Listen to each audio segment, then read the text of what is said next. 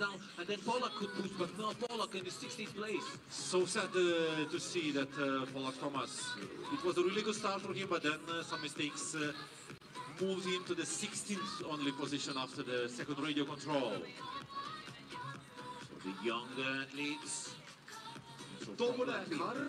Here in the finish. One of the two sisters. He was Masas Duoboletsche.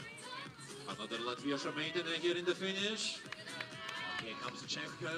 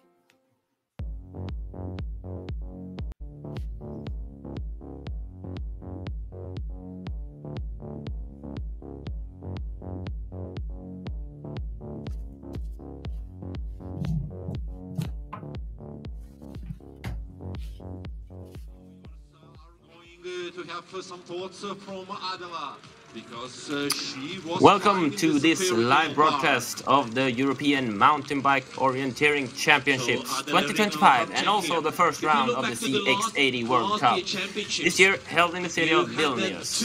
Today we're in for a thrilling test of skill, speed and navigation with the sprint distance. But first of all, we will have a short recap from yesterday's middle distance.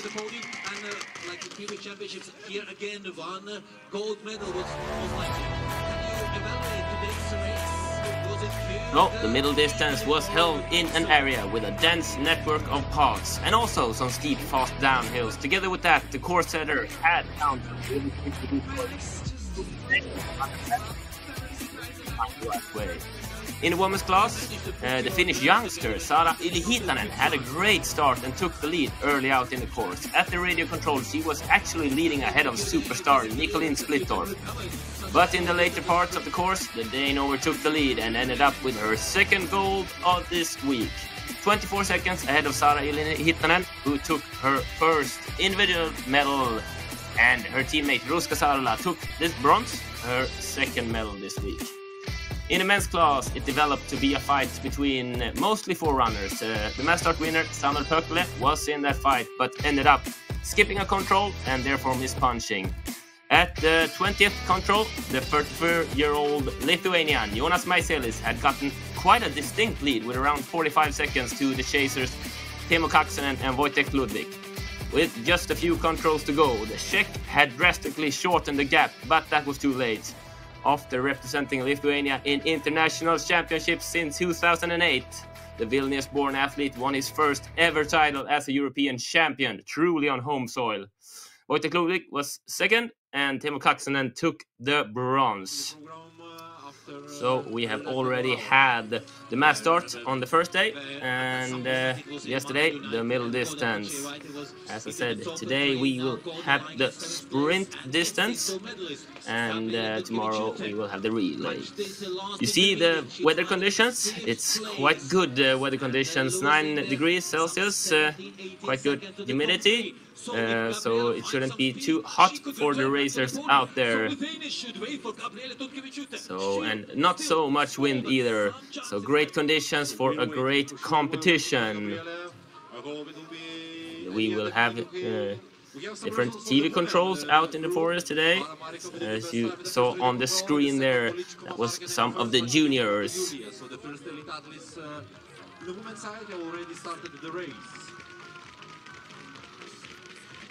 And you get to see a view from Vilnius, actually the green capital of 2025. It's a quite different area today. The riders will meet mostly a pine forest with some urban and park areas with good visibility and a dense network of paths still. It's mostly flat out there, but we will show you on the map later. You see on the picture, there can be some really steep hills, and that can slow the riders down. I think Vilnius is proving to be an ultimate playground for these riders. The start of the sprint is actually along the river Neris that runs from the northern part of Belarus, 510 kilometers throughout Lithuania, passing both Vilnius and then going out in Kaunas. And we are it's a very green city. We are gonna pass 2 highways, and they are gonna go over them today on the bridge like this. So you will see it's a very centralized sprint, I will say, but still finding very good and differing terrain for the athletes to really put on a hold and try to get prove who is the best rider out here. And actually the finish is on over a highway. So here we see some of the women have already started. We're gonna follow the women course. It's not 34.5 kilometers long, it's 6.8 kilometers long with around 200 meters of height and around 23 controls. We will have some winning time around 20 to 25 minutes and 2 minutes starting to wall. I think we see actually directly here in, should it be the Swede, Elvira Larsson actually got 4th at the European Mountain Bike Orienteering Championship last year. So she's coming to the TV control here at number 40 and just going straight out there. Yeah, and as you can see, at this championship, it's allowed to make shortcuts. She just went over the open area to a path and should go in left into the forest there. So that's something they have to really take in count when they choose their route choices today. So you can bike through the forest if it's possible, and you can also carry your bike with you. Here we get to see we get to see the women's course. So you see they start up in a quite urban position, and then we come to the 5th and 6th control, and here you see very steep out, and I think they will try to maybe go around probably more in the men's class to skip some elevation. And then we go to the 13th control, you go over the highway and then into a new area. We have at the 9th control, where we just saw Elvira Larsson, the TV control, and also coming to the 17th control. So, and here is the last part of the course. And then just trying to sprint everything they got. As I said, around 20-25 minutes is the aim from the course setter, and it really differs.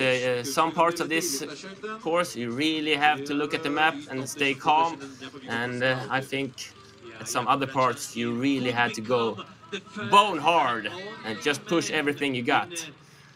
We have some Lithuanian riders here looking for a start, and also the men's class is starting, so they are starting with 2 minutes difference. So 1 minute is the ladies and then the men, and then comes the ladies again. So here we have number 110 Veronika Kubinova from Czech Republic going away. But as I said, I think from the first starters we are probably gonna look at some good times from Marika Hara and Elvira Larsson. So it will be interesting to see. Actually, at the 2.6 kilometers, Marika Hara have a quite big lead, 25 seconds ahead of Marketa Mulikova from Czech Republic and Elvira Larsson at the 3rd position. So I think the Swede has done some mistakes. She was 7th at the long, and looking like she has done something. And here we get to follow cam in the forest. And you see it's very, very green and vibrant out in the forest. Probably in this steep area, trying to see which route to take. Today's gold medalist and the European champion, Riglova Adela from Czechia. In the second position, Leclerc Celeste from France. In the third, first medal for Lithuania today, Leluna Iteirmante. Fourth part. So she takes right in that crossing. And then we get to see the Spanish rider.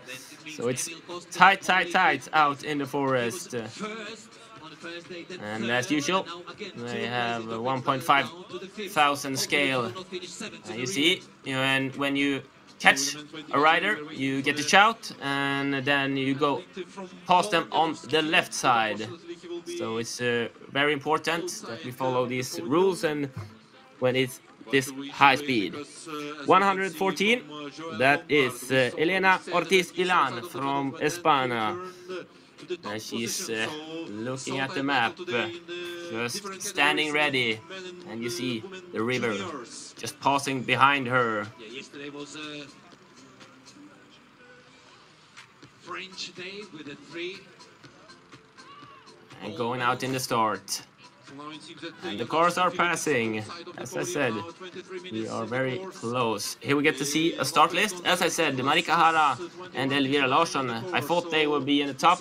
Marika Hara is proving to be, but Elvira Larsson, she has not lost more time from 2.6 to 3.4 kilometers, but still 35 seconds behind. And we are having Marika Hara to the 4.6 kilometer. Then we know she has around 2 kilometers left. Then they start to come, the really good runners, the riders. And looking at this page, we see Constance Devier. She was third at European Championships last year. We will see. And then, of course, Nicolene Splittorff, start number 139. She already has 2 golds this week. Will she take a third, or will, I would say, Rusas Arela? She won the World Championship sprint last year. If she can stop her. And here we also have the Spanish, Nerea Garcia Rodriguez. And not as certain where to do the shortcut like we saw Elvira Larsson earlier. And this is the it's the tricky part when you do these shortcuts. You really need to be certain where to leave the track, in which direction. Here we have Agne Musiavaite from the Lithuanian team, about to start the race. So we are trying to follow. So it's Bobber and then the Bulgarian, no, Portuguese, Marisa Costa coming there. And there she went away into the starting position. But anyway, still let's complete with this junior and youth group. Congratulations to Italy. Yeah, here we see the Portuguese rider, Marisa Costa, punching the first TV control. She is there at the 4th position, 40 seconds behind the leader Marika Hara from Finland. Just some seconds behind Elvira Larsson at the 3rd position. Making a shortcut there to the path into the forest. And here we get to see some of the Swedish riders. I think it's Jon Hansson. It's the men's class starting away. Looking at the GPS, the women are going quite straight in the steep area and just trying to find the best route choice, the shortest route choice as it looks like. And I cannot see any major shortcuts. I think they do the shortcuts on these open areas when it's more flat, to be certain that they can come through and not lose seconds in the sprint distance with just about 20 minutes, 25 minutes as the winning time. It's very important every second. And we have had Marika Hara to the finish, 25:07, taking the lead with almost 1.5 minutes ahead of Marketa Mulichkova. And we will see if Elvira Larsson, who had the same pace between the 1st and 2nd radio control, if she will keep Marika Hara's pace. Marika is a great athlete. She was 8th at the middle distance, 11th at the long, and last year at European Championships, the sprint distance, she was 7th. So it's a great runner. She sets a good time, as it looks like, having had no problems. And Siri Rasmus starting here. She was 10th yesterday at the middle distance with a good and stable race. We shall see if she has the pace to really pick it up on the sprint distance. And you see here, it's also the paths are a bit sandy, so they try to go to the sides and really get some grip under the tires. Here we see in the men's class coming to the TV control. After about 12:15 we will have the flower ceremony for our youngsters, the juniors. Yeah, it was the Austrian, no, Latvian, Alvis Setmanis. And here we get to follow how they have gone. Marika Hara versus Marketa Muliskova. And it looks like they are going the same route choices. Maybe Muliskova going the shorter there. And then, yeah, as I said, thinking about if they try to lose some elevation and go around. And otherwise, they are going the same. It looks like Marika Hara is the one with the higher pace and going all the way good. But also Marketa Muliskova, we will see if she will have some mistake here in the tricky part in the end. Starting to lose time here, Marika Hara really pushing the pedal down at the end of the course and just going away. And it looks like not so much shortcutting, and you see it's a green area here, so it's really hard to know if we can do some shortcuts there. Maybe doesn't want to gamble with that. So as I said, Marika Hara, she was, and there it looked like Elvira Larsson had some difficulties. I think it was her walking with the bike, and I have looked and searched for her, but it looked like some problems. Here we have Camilla Søgaard, really good Danish athlete. She was 6th yesterday. She was 6th at the long distance, so she is a podium athlete. And we will see if she will get some flowers or some medals today. She has some medals in her baggage, but there was some years ago when she took them. Now in the pre-warning with the time 25 minutes and 58 seconds. Also Mickiewicz Initiative Karolina has punched the first radio control with the new best 7th time. So we see number 110 coming to the TV control number 1. That's Veronika Kubinova. And she takes a 5th place, so she's more than a minute behind Marika Hara. Thinking that Marika Hara's race looks like it was really good. So we will see. Camilla Søgaard, I would say, is the first really good athlete starting behind Marika Hara and Elvira Larsson. And then we will soon start to see them bigger races. Yeah, here we see Elvira Larsson have had some difficulties. Doesn't look like it's a flat tire. Maybe it's something with her chain. Yeah, it was a flat tire actually. And she walks home. That's the hard part with this competitions. You need to have everything home with you, and it's quite easy to get a flat tire. Here we see number 106, Nerea Rodriguez Garcia, coming to the 2nd TV control, and yeah, coming in there, and I think she will be there quite a lot behind. Yeah, she's had some technical difficulties. She's more than 4 minutes behind Marika Hara there. And the Austrian runner starting here, Jana Nilika. She has been going many races, many times in mountain bike orienteering championships and has a lot of routine, often going with her sister and her brother, so it's a family affair for the Austrian riders. Actually, she was really good at as a youth. Took Youth European Championship gold 2019 and has not been able to go up and take the same positions. And here we get to follow Marika Hara, and I think it's Silja Ylihitanen, the sister who did not take the medal yesterday. So we should not. And they take slightly different route choices there, looking like Marika Hara. has better pace and also some better route choosing. I think Silja Ylititanen, it goes fast from there, but looked like she lost some seconds. Mainly, I would say, not turning around at the fifth control, going quite a bit longer. And then she goes that route choices. But it still looks like Silja Ylititanen does not hit the right route choices in that part. And losing and looking like she's more than 1 minute behind Marika Hara. So she will have really hard to gain some good positions today. Lou Garcin starting from France. Looking at the map carefully before going away out in the forest.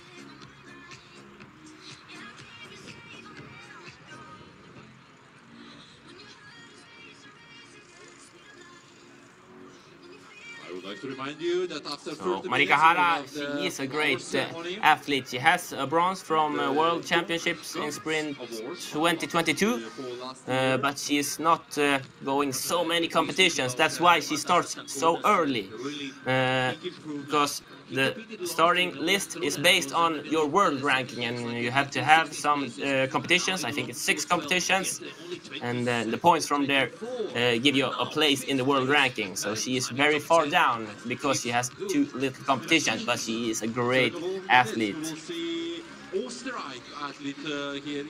And here we get to see doing the shortcut out on the open area, Silja Ylititanen, but we know she lost quite a lot of time out in the forest, coming in there, and she is more than 1 minute behind Marika Hara, 1 minute and 7 seconds. So that was a hard part for her, but she just has to punch down and try to do the best she can of the rest of the course. And some of the Estonian riders in the men's class looking like starting there. So maybe you started to do some exercises or eat it could be Marekar who went away there. And it's a truly beautiful forest. A nice uphill we get to see here. We get to follow them. And we see they fight for every second there. We see some of the Lithuanian riders. That's Gabija Rasashite. He has come to the finish at the 3rd position at the moment, around 3 minutes behind Marika Hara. Start number 120, Lucy Nedemlova is about to start, and we also see uphill here 111, Anna Kachuk from Poland. Poland, who held the European Mountain Bike Orienteering Championship last year. Now they just get to come and arrive and enjoy Lithuania's arrangement. Coming out to this TV control. I think it is, you should see her time. Anna Kachuk coming in at 11th position. And you see, as I said, it is tricky to know exactly where to go. And here we get to follow out in the forest with the branches really close to their heads. And they have to keep control. You see there comes another runner. And it's Agne Musajevaite. We get to follow here out in the forest. She is heading, she has already punched the 6th control, heading to the 7th control. Yeah, you get to see the map here. And we should see, she looks like she takes a right there and going around the top, slightly longer. But I think it's a good route choice for Agne coming in there. And then she has 2 controls to come to the TV control. And she has still some time to match the leader, Marika Hara. But I think she will be some time behind her. See, it takes time, these hard hills. And now she comes up and goes to the left. So she is a bit further behind, further in the terrain than on the GPS. And starting number 121, that's Lukol. coming away. She has actually, she had, when a World Junior Championship was held in Sweden, she had a 4th place at the junior mass start long distance, but that was around 6-7 years ago, and she is have not had those high positions, but looking for getting higher up in the result list and going away in the start. Very focused, looking at the maps. And that's important in mountain bike orienteering. You have these roads, really read the map, because as we have seen on these small tricky paths, it's hard to really look and stay ahead of the map. So if you can do that on these flat roads and have a plan on how to go, it's really good. And here we have her, number 114, Elena Ortiz-Ullan from Spain, going there, and she has a low gear coming up that hill and out to the first TV control. We should see how her time stands. And we know Agne Musevaite started 2 minutes behind her. And I'm not really certain. Is it that good of a time? No, 14:58, so she is 1:20 behind, and you see she makes a mistake directly after the TV control. So then we know that Agne Musevaite have around 40 seconds if she wants to match Marika Hara at that control. And just 4 minutes behind her, Camilla Sö, the Dane. 24 seconds.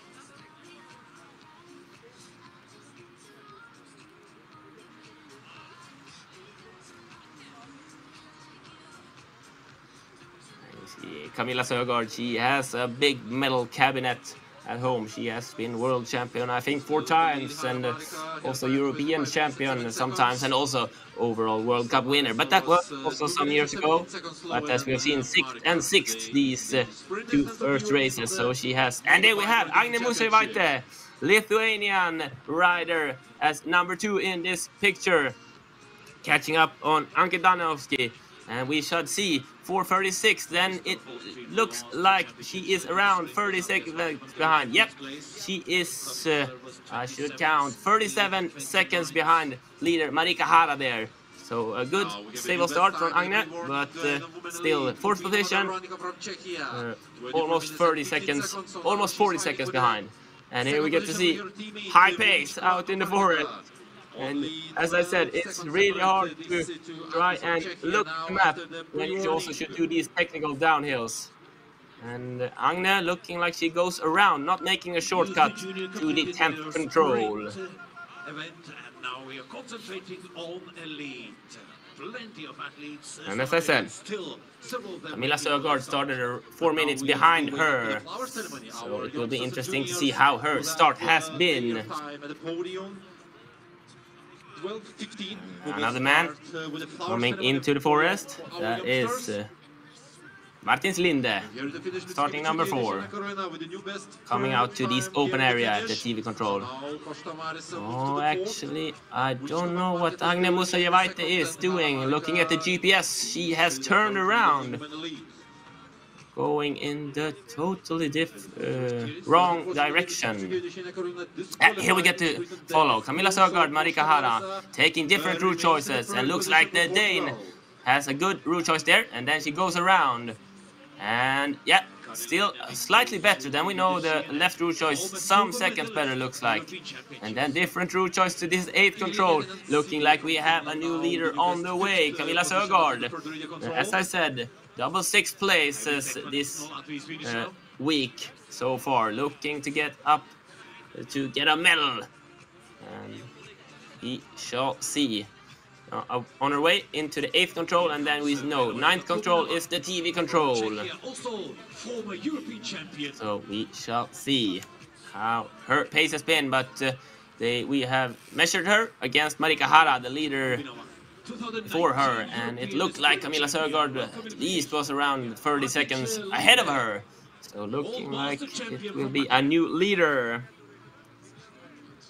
Here we have some more riders out in this hilly part, and it's also a Dane runner. Yeah, here we have her, Camilla Sögaard, on her way to a new leading time, I think, at the TV1.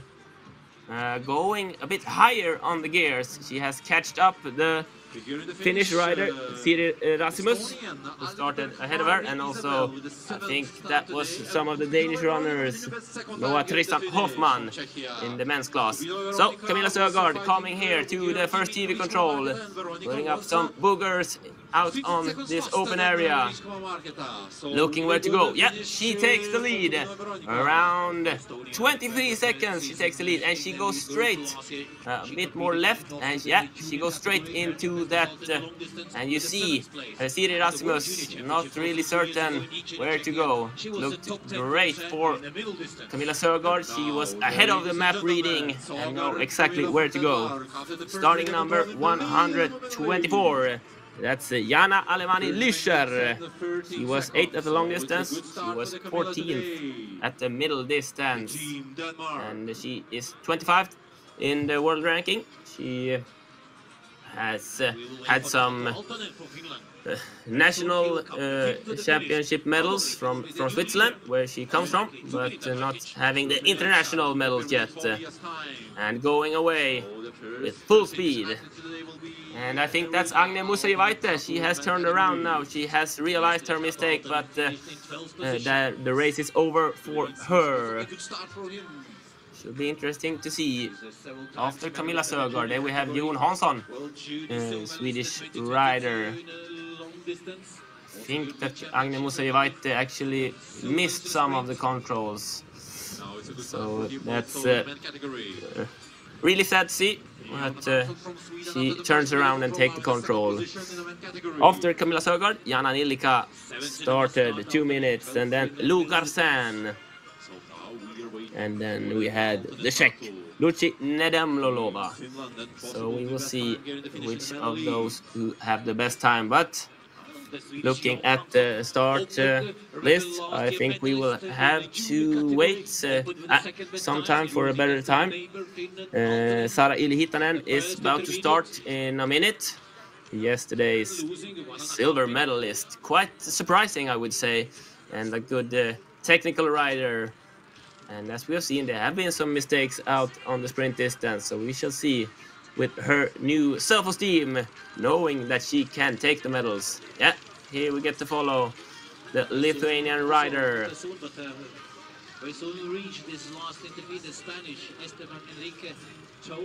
And here we have her, Sara Ylihitanen. As I said, surprisingly silver medalist yesterday. Looking carefully at the map here and being really focused on going away. So we should see what she can do today. So I think she will be the first runner that probably can do something for Camilla Sögaard. That's in the lead at the TV control. At the finish, we still have Marika Hara in the lead. A nuclear leader here in the finish. Congratulations, Tato. And now we're waiting for... We are following the women's class, but just as you heard, just in the men's class, Tato Aaltonen, he was 7th at the long and 12th at the middle distance. You see here Agne Musajevaite, not certain, have she missed the 7th control, or no, she's just doing, she was really lost out there. It's those things that can happen. Elena Ian Ortiz on her way to the second TV control. But she is quite far behind, around 2.5 minutes behind leader Marika Hara. And Camilla Sögaard has been at the second radio control. She has, I would say, exactly the same differential down to Marika Hara. It is still 23 seconds there. So they are going really neck to neck there, but still clear advantage for the Dane runner. And here we have Jana Nilika coming up to this first TV control. And we shall see which time. I think she is quite clear behind Camilla Sögaard. Soon coming up to the TV control. Here in the finish with the new best 5th time in the woman. Now we're looking down behind her. Could it be Luc Hall, the French athlete, be on the way? Yeah, she takes the control there. Jana Nilka, 12th position. She is more than 2.5 minutes behind Camilla Sögaard. So we know that Luc Hall, she is too late also.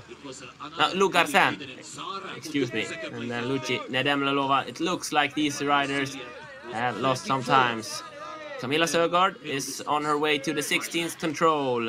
And then we should see her on this road quite soon, coming towards the 17th control. Here we have Anke Danowski, and we know Camilla Sögaard were around a minute behind her at first TV control, but probably catching some time.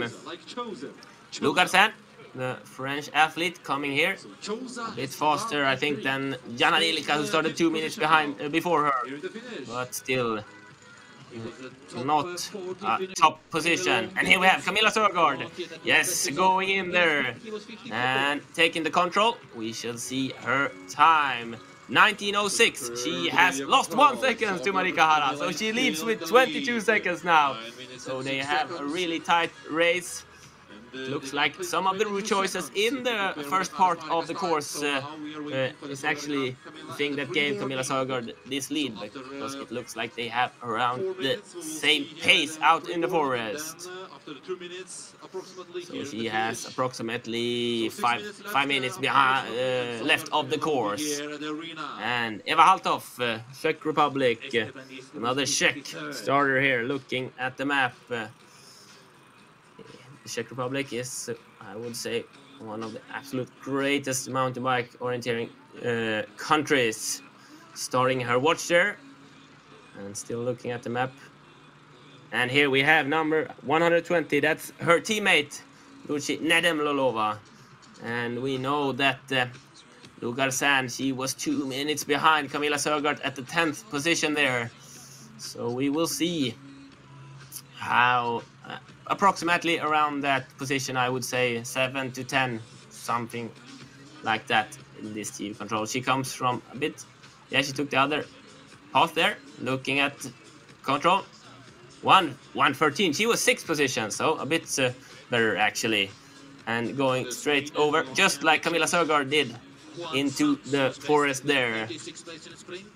And I think it's Sverre Røygaard, the long Swede, looking at the map, trying to memorize, trying to maybe measure. You see here Camilla Sögaard, Marika Hara actually taking different route choices. As we know, they have had the same pace. Now we should see if they do anything different. Camilla Sögaard still looking like she has those 15-20 seconds down to Marika Hara. So we will see what will happen there. So she, Camilla is a manager at the Danish youth school. So many of these athletes that are top athletes, they also have to study or do some work. So they try to find every time possible to train. And here we have Laurent Myers from France. And we also see here using her fingers really to look at the route choices. Where should I go?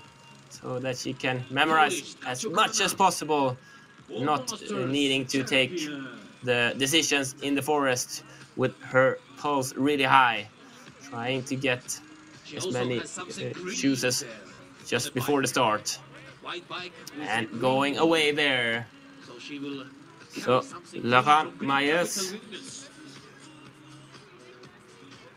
Also, she is a teacher. Looks like we have some teachers out in the forest today.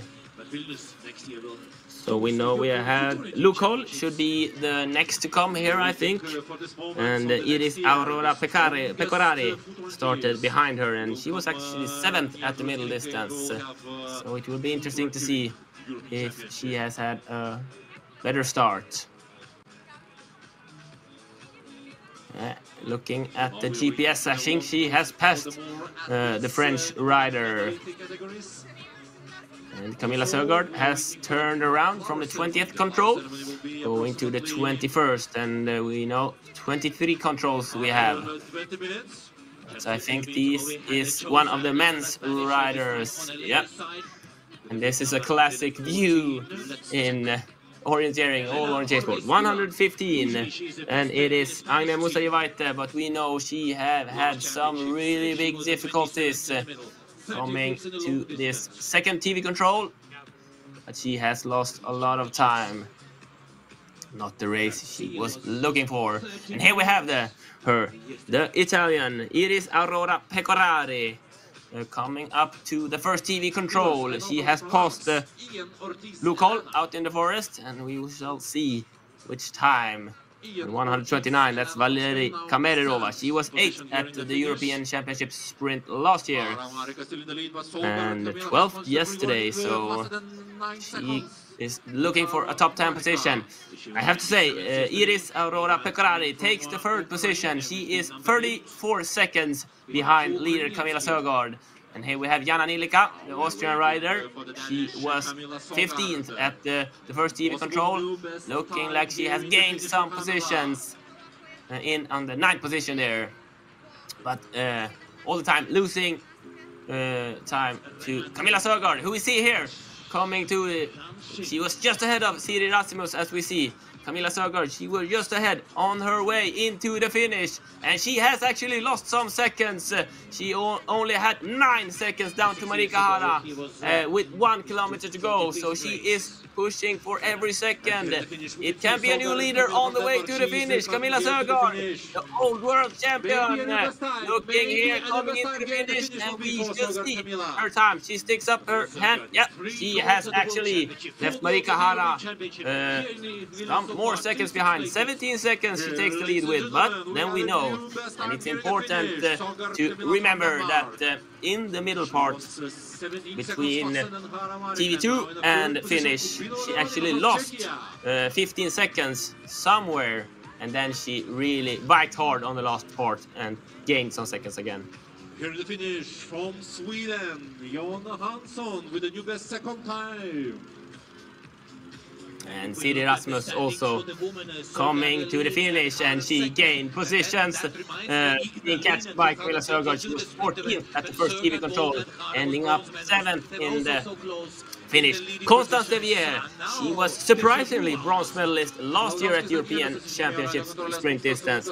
She was 5th at the long mass start, she was 9th at the middle distance. So this is a real contender to the medals.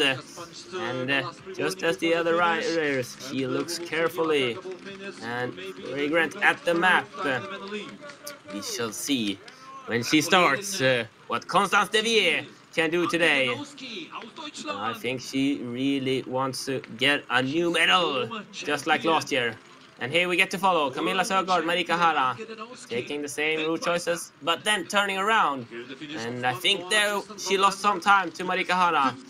And then she pedaled really hard. We saw that we had hard to follow her with the cam, and gained 8 seconds to the Finn. And you see here the sprint in the end from Camilla Sögaard. I think she knows that this is a good race. It will be really interesting to see how high she can come. Anna Kaminska has been at the first TV control. She is then more than a minute behind Camilla Sögaard, and just 4 minutes behind her, Sara Yli-Hittanen, yesterday's silver medalist, started. So it will be interesting to see what she can do. We have number 26 in the men's class, Mikkel Mala from Estonia, on his way to the start. And you see, they look at the live results here. We have also had the juniors and the youth riders going before the senior athletes. So it's a lot of athletes standing, waiting. Some more happy, some less happy. And then we have the Swiss rider Jana Alemani-Lüscher. I think that's a better time than Anna Kaminska on her way. We shall see how far it's not a new leading time, but I think it's a quite good time for the Swiss rider here, who has been 8th this long distance this first day. Yeah, going in just 4th position, or maybe tied for a position. 34 seconds behind, looking into the forest there, not really certain on where to do the shortcut. Looked like she went around there. And number 131, Rosalie Kucharova, going away in the starting area. Another Czech rider, and already looking here, Sara Ylihitanen, can she be on her way? We know she started 2 minutes behind.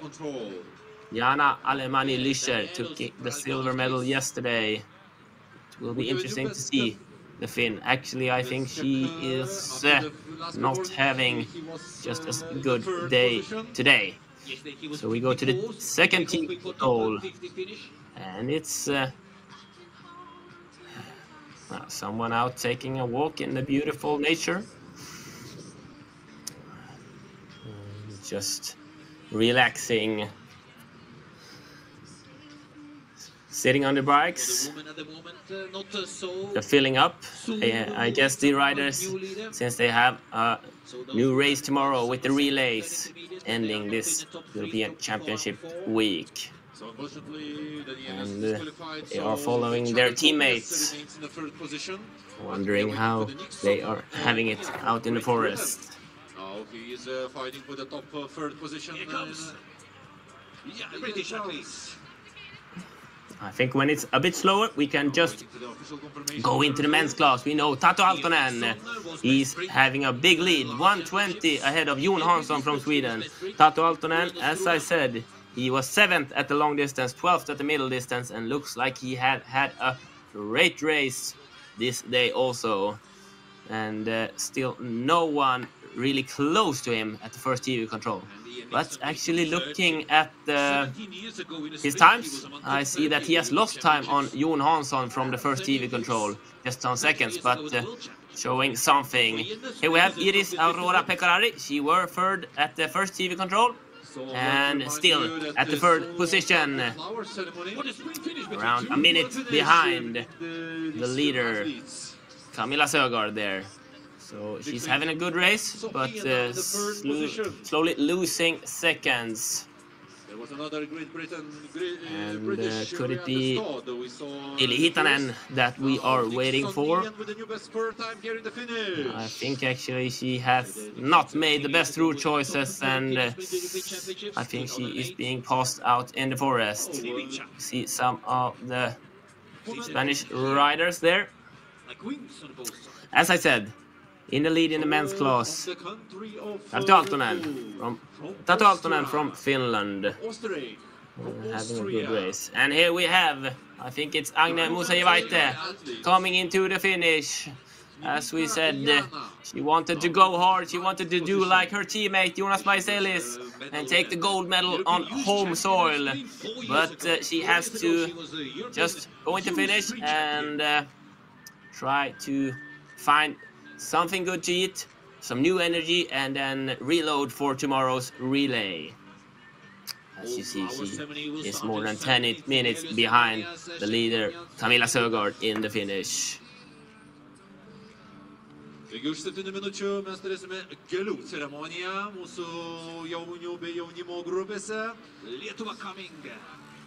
Still fighting for every second. That's a great athlete to show that I do mistakes, but I really try my best all the time. Algirda Michkovene, another Lithuanian, and this girl, I think she really wants to get up to the medals. She was 9th this first day on the long mass start. She was 4th yesterday at both the European Championship and World Championship sprint last year. She was top 10, so she has the speed, and she has the knowledge of the terrain here in Vilnius. Could it be something that helps her today? Algirda Michkovene fourth yesterday. Really want to get up on the medals. She was also at the fourth at World Championship last year at the mass start. She has been seventh at the sprint. So she has been really close to the medals. Algirda Michkovene, we shall see what she can be able to do today. And Sara Ilihitanen has not been there. She is too far behind. Connie Gustafsson will be too far behind. Here we see at the second TV control number. That's Anna Kaminska from Poland going in, looking at a new 8th position. Then she has she's around the same position as she were at TV1. And here we have Sara Ilihitanen. Maybe the silver medal race from yesterday took a toll on her. Looking like she goes up to the TV control, but she will be far behind. And we will see on her time how the riders starting behind her, how much time they have got on. You see, she is more than 4 minutes behind. That means that Connie Gustafsson and Eva Althoff is also already too slow to take the lead here. Laurent Meyers behind her, and then Valeri Kamerirova. And I think we will have to wait some minutes. Looking like Lorraine Myers have catched up almost on Eva Althoff, but still too far behind. Then we have Celine Wellenreiter here from Switzerland, standing up and pedaling away. She has had a silver medal at the U23 World Championship, but not at the senior class. And we see looking at the map after the finish. And here we have Jana Alemani-Lüscher. She was tied third at the first TV control, but she has lost some time. Also do some little mistake there. She is 1:29 behind, and she has then lost to Iris Pecorari Aurora that she was tied with at the first TV control. She has actually lost over 30 seconds, so maybe have had some difficulties. Here we get to see how they have done. And just looking, Camilla Sögaard, we know she is, and Iris goes out there, losing seconds. And I also think that Jana Alemani-Lüscher lose time there. Yes. So going too far around, even though it's a faster road, a bigger road. And here we have her. It is on her way to the finish. Should it be a new third best time? She has been at that position.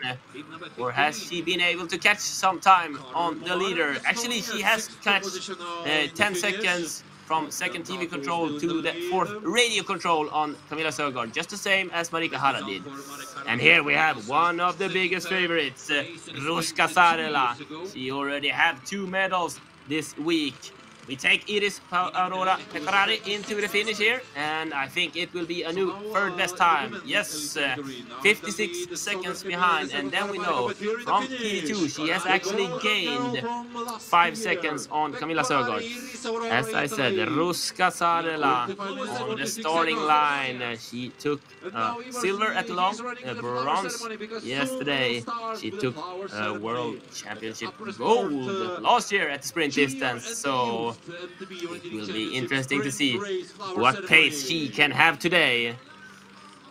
We see Iris really finishing hard. Every second counts. And as I said, actually have gained 5 seconds on Camilla Sögaard on this last part. Italy, Sweden, Finland. Today's first 3 place winners will and could it be Laurent Meyers coming here? The French athlete, yes, 128. 1.5 minutes behind the leader, Camilla Sögaard here. And we know Valeri Kamerirova started 2 minutes behind her. And then Constance Devier, just 2 minutes behind her. So she has 2 minutes to gain a new top time there. Constance Devier, who was bronze medalist last year at the sprint distance at European Championships. Here we see some more athletes coming towards the finish. Yeah, I think it could be Lou Cole coming here. She was passed by Iris Aurora Pecorari out in the forest. And pedaling up towards the control. Some small mistake there, I think. Yep. Doing some small mistake here in the end when she gets some TV time. Lukol on her way to the finish at some position around 14-15, I think. And here we have Tilda Palm, a youngster from Sweden, who actually had great World Championship last year. She was 5th at the middle and 6th at the sprint. Have not had the best championship so far. It will be interesting to see. Here we see Lukol coming into the 14th position, 5 minutes behind Camilla Sögaard. As I said, Tilda Palm has not had the best week so far, 14th and 15th, but 6th at the World Championship sprint last year. And I think that this technical can suit her well. Come closer to the podium. Riglova, Leclerc, Alilunite. Please come closer, don't be shy. Here comes Celeste. Lukol punches out from the forest today. She's done with her race. So the clock is soon ticking for Constance Devier, I would say, towards the first TV control. But I think she has lost time. I don't think it will be a medal like last year. Here we get to follow a rider out in the forest. It's a Swiss. Could it be Celine Wellenreiter? Certain. Jana Alemanni-Lüscher. Excuse me. She just punched the 21st control, so she has 2 controls left. Jana, she is at the 3rd position out at TV2, so we shall see. No, sorry, she was 6th now, so she has been punched down some holes, but still a great race from Jana. And I think she will be somewhere up there. Second TV control, we have Sara Ilihitanen. 4:23. I think that means she has been quite... yeah, she has actually had exactly the same time as Camilla Sögaard. And here we have Cecilie Kristoffersen from Denmark. She has been up at the podium, 2nd place at World Cup, but not on some international championship. Going away here, Cecilie Kristoffersen. She was 9th at the sprint at the World Championship last year, 10th at the long distance this first day. And looking like it goes out in a steady pace. Could it be Luci? Nedemlova? No, Valerie Kamererova, of course. And here we have Jana Alemanni-Lüscher. She is finishing strong. Could she push down Marketa Mulishkova from the 5th position? We will see. It's on the 2nd. Looking. There she comes. 6th position. 1:45 behind.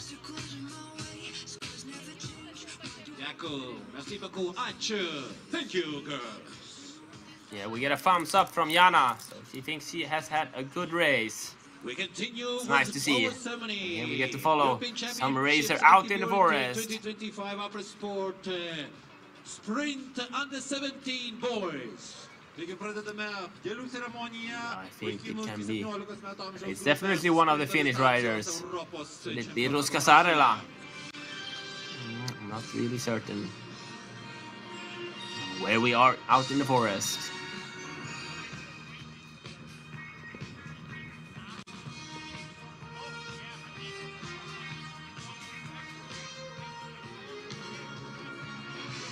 Third place, Kolmasia, representing. Here we have Antonia Haga from Finland. Also her studying the map carefully. She took the silver at the World Championship 2018. It's her latest medal. So we will see what she can do today. She is 13th at the world ranking. So a great athlete. And, 2 minutes behind her. I already feel the ground is shivering. Nicolin Splittorff is about to go out on the course. She has 2 gold medals already this week.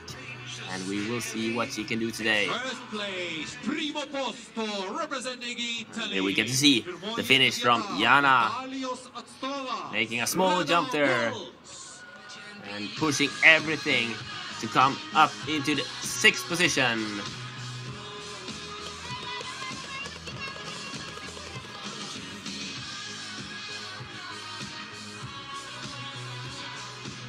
Congratulations! Sveikiname ir aplodismentai stipriausiams Europoje.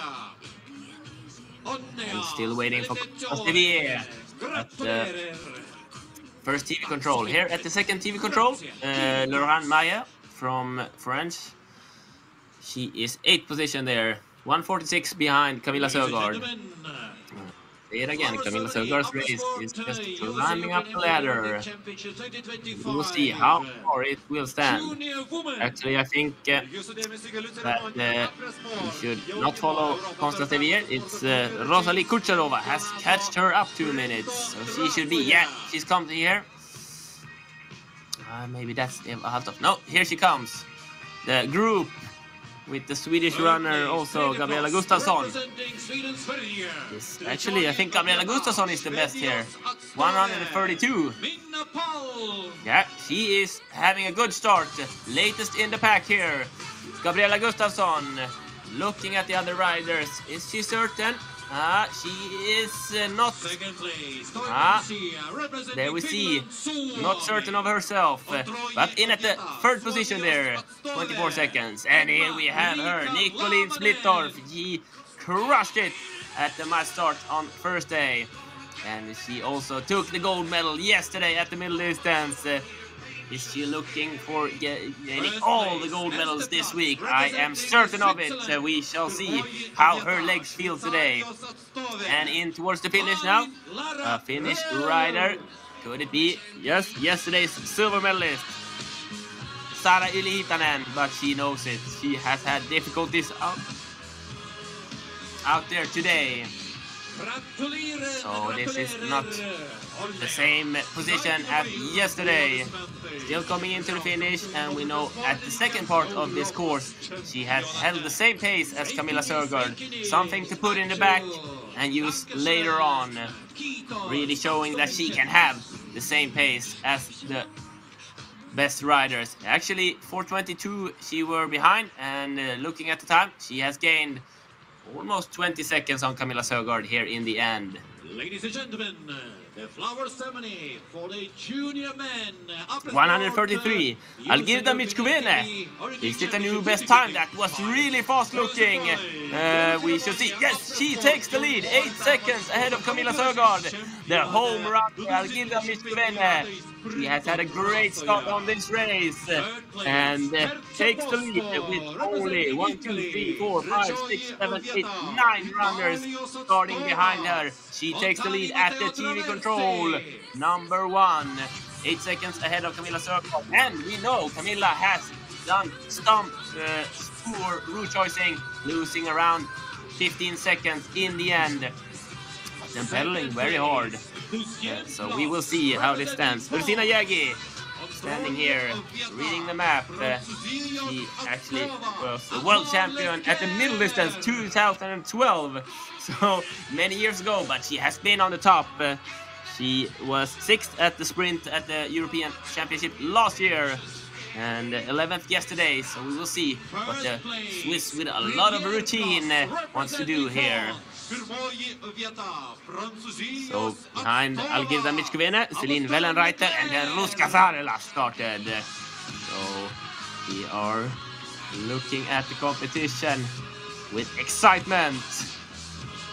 How should it turn out? Looking at the GPS, actually Gabriella Gustafsson has done some good route choices, passing Kucherova and Constance Devier again. So we will see when they come to the second TV control. Yeah, you cannot just ride in this forest, you cannot just walk, you can also be out running, enjoying. Hopefully he knows that's competition ongoing here. So looking at the watch, Algirda Michkuvene, I think the time for Celine Wellenreiter has passed out quite soon. And here we see 129, Valeri Kamererova, that's the Czech athlete coming to the second TV control. catching up the guy running. But she has lost a lot of time. She is more than 4 minutes behind. So the next to come to TV2 is Gabriella Gustafsson, the Swede runner, who is at the 4th position at the first TV control, 32 seconds behind. And here we see, I think it is Celine Wellenreiter, of course, coming here towards TV1 and going straight there, the right route choice. We also have some micro route choices. Looking at those who goes to the left there, I think they lose some seconds. So she is 50-something seconds behind. She is 55 seconds behind, 53 seconds behind. And then we know that Ruska Sarala has to be there in 1 minute. And here we see Martina Tyszowska, one of the biggest favorites. She was 4th at the long, 5th at the middle distance.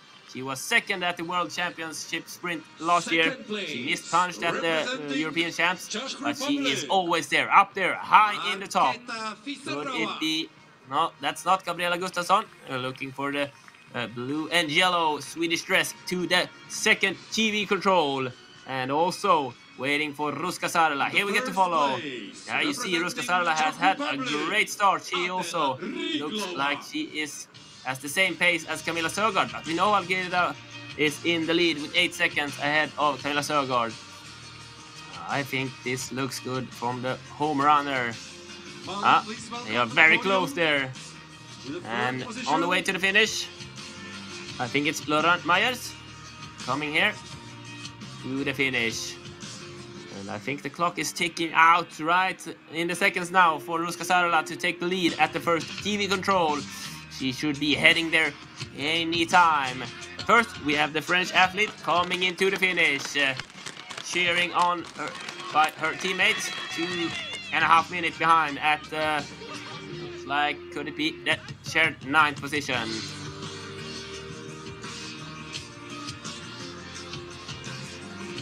Here we have Gabriella Gustafsson leading her pack to the 2nd TV control. We should see what the time means for her at the moment. Yeah, she is still at 3rd position. She has lost some seconds to Camilla Sögaard, but just some seconds, knowing that she maybe can catch some seconds in this last part if she makes a good end.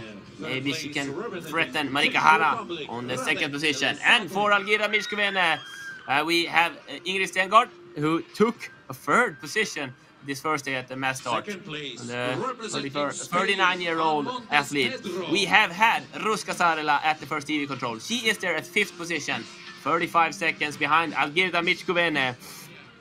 So the race is looking really good for Algirda. And she started 2 minutes behind Gabriella Gustafsson. So she should be getting closer to the 2nd TV control, the Lithuanian runner with number 133. She has been 4th at the World Championship. She was 4th at the middle yesterday. Couldn't there be something better? Here she comes, number 133, Algirda Mishkovene, on her way to the 2nd control. The clock is ticking against Camilla Sögaard, and she had 8 seconds. It looks like it's something in the same area. I think she still takes the lead, but the gap has closed up for her. Yeah, she has lost some seconds here. Still taking the lead. It's thank you very much, actually 1 second ahead of Camilla Sögaard. She has lost 7 seconds. But she's still in a great position because we know Camilla Sögaard lost some time from TV2 to the finish against the other top riders. So Algirda Mishkovene, if she has her head and her body in the right mind, in the right place on this last part of the sprint distance, could it be looking for a medal? I think so. Ruska Sarala, she is too far behind, I think 35 seconds. Tilda Palm, she should have been at the first TV control. She is too far behind. Looking at the list, Nicolin Splittorff, Martina Tyszowska, all of course will be their big threats. Ursina Jägi also 6th at the European Champs last year. But it looks really good. Here we have her, the Swede, Tilda Palm, the youngster. She was 15th yesterday, 14th on the first day. But we will see how her start is standing up here As I said, she is a bit far behind, over a minute behind. So she has lost time here, coming into around the 11th position as it looks like. Yeah, so she is a bit behind her teammate also, Gabriella Gustafsson. So we will see. Hilda Palm there behind her, started Cecilie Kristoffersen.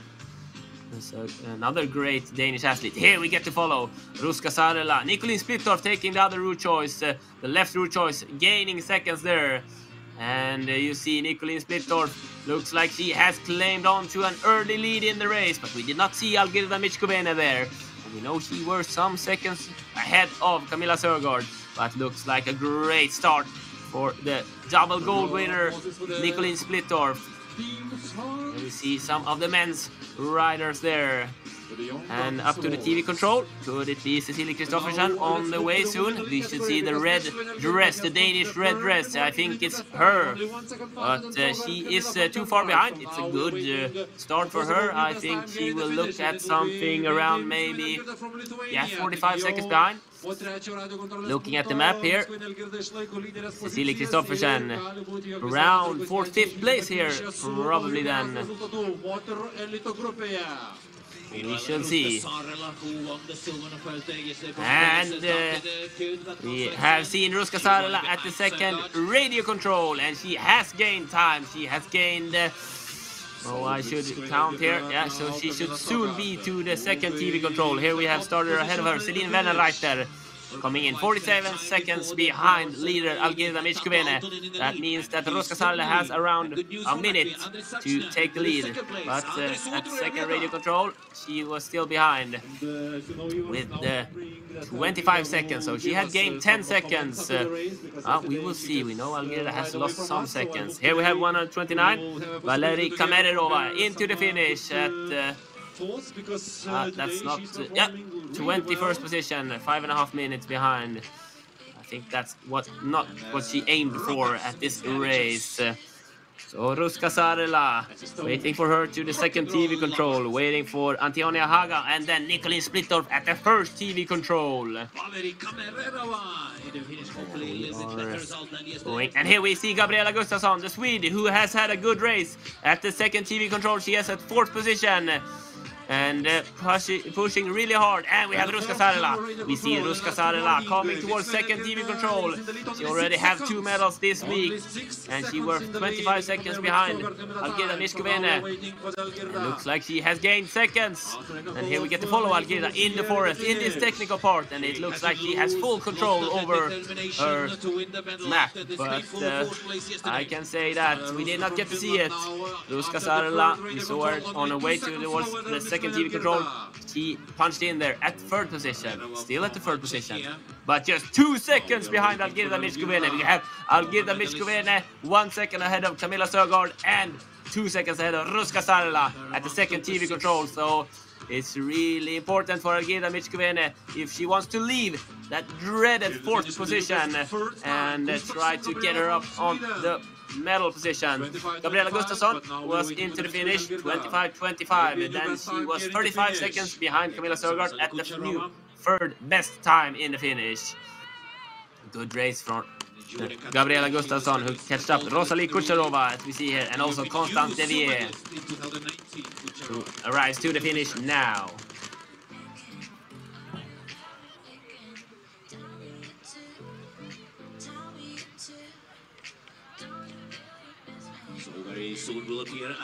And here we have her, Algirda Michkovene, on her way to potentially the best race of her life.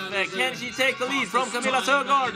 You hear the shouting for her. They know it's into the seconds. Algirda Michkovene on her way to the last second, to the last control here. Could it be a medal? She really works for it, and she has a good position out in the forest, taking the last control. I think she will take the lead. She was 1 second ahead of Camilla Sörgård, and now the clock is ticking. Yes, she will take the lead with 1 second, still 1 second down to Camilla Sörgård.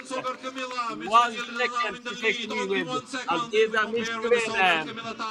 Now there will be minutes of wait to see how high will I end up in this competition. Looking at the map, punching out there. We have now in the forest. A new leader into the finish, and exactly at the same time, Nicolene Splittorff has been at the TV1, and she takes the lead with 31 seconds ahead of Algirda Michkovene. It looks like she really is looking for her third gold this week, and you see she has a great pace out there and just leaving the other riders behind. And we should see if she can do. And then we saw Ruska Sarala's mistake into the TV control. We saw it. But we know she has catched up a lot of time on Algirda Michkovene and Camilla Sögaard. So we shall wait and see. But you know, Antina Haga is too far behind. And behind Nicolene Splittorff, we have 3 riders. Ursina Jägi, Martina Tyszowska, and Ingrid Stengard. It will be interesting to hear your thoughts about today's sprint race. It was hilly, and also like I was a little bit slow at route choice, and very careful to like try to find the fastest one. So I don't know. I think I was a little bit too slow to like make route choices. Was it difficult to ride with a bicycle in this type of terrain when it's quite slippery? Yeah, in the first part it was really slippery, many routes, and yeah, it was quite difficult. Down apples. Many times I just was walking by, riding the bike. Yeah. Yesterday you were on the podium but not with the medal, so if today you will win a medal, how do you think you will celebrate it? I didn't thought about it, so I don't know. Okay, so good luck, and we are waiting for the other athletes. Maybe a few words here. Yesterday, as I told, so we heard Algirda Michkovene being really happy into the finish. She had taken her time, taking the best route choices, and a bit slow taking the route choice, but I think she has found the best. But you saw there on the GPS, Ruska Sarala had passed Camilla Sögaard, and that means she had also passed Algirda Michkovene out in the forest. Celine Wellenreiter into the finish there, and Ruska Sarala started just 2 minutes behind her. Celine going in at the 5th position, and also Ursina Jägi coming here, but she is too far behind. How is Martina Tyszowska's start? Here we have Ruska Sarala on her way to the finish, and she is pushing hard down, and I think that Ruska Sarala will take the lead in the finish. At this sprint, I think she has passed both Camilla Sögaard and Algirda Michkovene. We need to get the clock to see it certainly. Going into the last roll there, and just punching it there, and the last sprint here. Just the last second, standing up, pedaling everything she's got. She knows she is for the medals. Yes, Ruska Sarala, a new leader, and I can say that will be a medal. She takes the lead, 17 seconds ahead of Algirda Michkovene. So we have seen Ruska Sarala have done a mistake. That was when she lost time, and then she has gained seconds all the way into the finish. So we shall see how what that means. At the first TV control, here we get to follow Nicolene Splittorff in the forest. I think she is, or maybe it can be Cecilia Kristoffersen. I'm not really certain. Yeah, Cecilia Kristoffersen coming out there, looking like some rider had a difficulty there. But at the first TV control, Ursina Jägi, she was there, and almost 2 minutes behind Nicolene Splittorff. Martina Tyszowska should be on her way there if she wants to challenge about the medals. And then Ingrid Stengard, the last starter of this race. And I think they are approximately having... Here we have Martina Tyszowska taking a slightly different path here up the road, losing some seconds here. Yeah, she has to that's a small mistake from Martina Tyszowska. That's not good from routine Czech athlete. Those seconds can be valuable in the end here. coming out to the first TV control, and we should see her time. Yeah, she has lost a lot of time. She is more than 1.5 minutes behind, and I think that means that she will have really hard to battle for the medals. She is actually 35 seconds behind Ruska Sarla there. So, and here we have Nicolin Splittorff looking like she is in full control. And you see, it doesn't look like it goes so fast, but look at the time. Look at the time. She takes the lead with 31 seconds. So she has had the exactly same pace as Algirda Michkovene. Nicolin Splittorff, I think she is certain of her race at the moment. She is flying for another gold medal for sure. It is her gold medal to lose at the moment. It's not her to win, I would say. And you see here, it's very close, but Martina Tyszowska, she is too slow, and Ingrid Stengaard, we have not seen her yet, so I think she is losing in the battle of seconds here. Could it be her coming towards this hill? Ingrid Stengaard. But in the finish, Ruska Sarla leading ahead of Algirda Michkovene and Camilla Sögaard. And at the moment, it looks like that second between Algirda Michkovene and Camilla Sögaard can be the difference between the bronze medalists today, because Nicolin Splittorff has a huge lead and just some minutes left of biking. So we will see. Ingrid Stengaard, we saw her up the hill there, just coming to the first TV control, and we should get a time on her. Yeah, she is there at 10th position, but 45 seconds behind Algirda Michkovene, and that means she is 35 seconds behind Camilla Sögaard. So that was the last race, the last starter at TV1, and here we get to follow her. Nicolin Splittorff, look at the pace, look at the control down the hill, just out on the road, keeping the pace up, and really taking care of the pace, so she doesn't need to push too hard and then go in. She is on her way. You saw her there from the 19th control down on the road, and we saw her going into the control now. So number 20, she punches there and continues out of the control and should go to the left, to the right then. 138, that is Antonia Haga on her way to the second TV control, but she is too far behind. She will not have a top position today.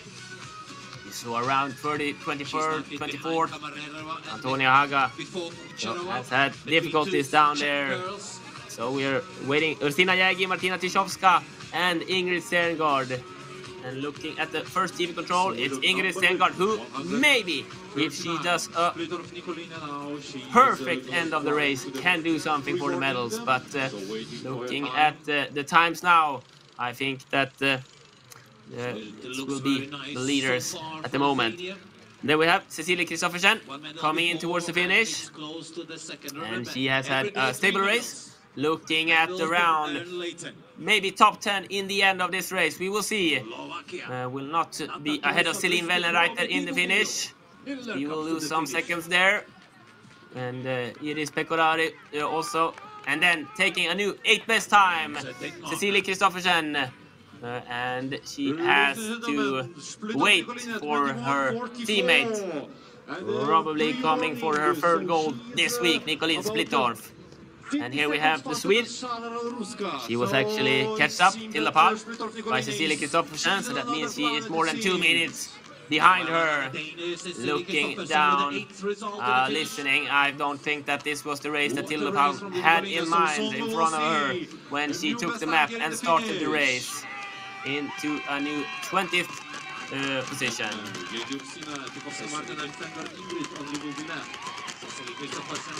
And looking here at the GPS, we don't see Algirdas, but we saw the other races and they were quite behind Nicolin Splittorff on her way to the 22nd control. We have not seen a mistake from her. The Danish rider who looks to go for the perfect week. Individually, we'll see what the Danish team can do tomorrow at the relay.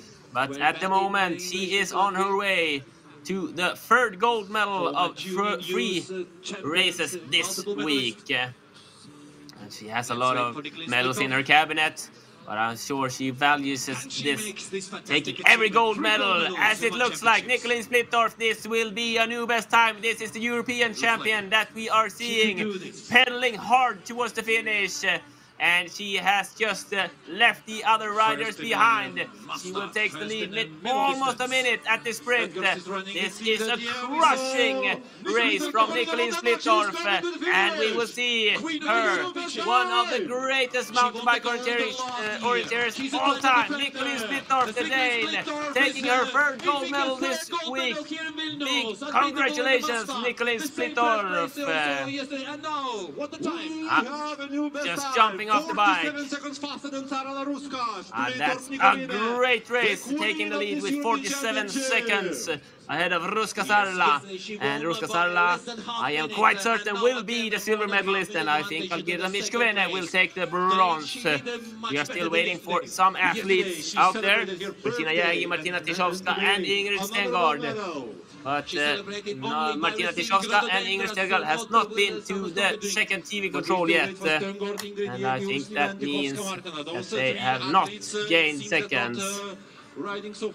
Here you get to see, look at the pace, look at the control over the bike. Nicolene Splittorff, and it did not look like she had any problems out in these fast tracks with the hard route choices. We have seen others doing mistakes, but Nicolene Splittorff, she looks superhuman on a bike. And here we have Martina Tischowska to the second TV control, but she is too far behind, 2:19. And that means that Ingrid Stengard, the team to beat Nicolene Splittorff, has already gone. And she has to be there in just 10 seconds if she wants to mix herself up in the medal fight. But I think she will be too slow, too late today. And there we get to see the smile, and some probably realizing that this will be a gold medal today also. Nicolene Splittorff. Good. That's astonishing how well she managed this race. And here we have the last starter, Ingrid Stengard, coming towards the second TV control. She will be at a good position, but I think that the seconds for the medals are running out on Ingrid Stengard. She took the bronze at the long distance this first day.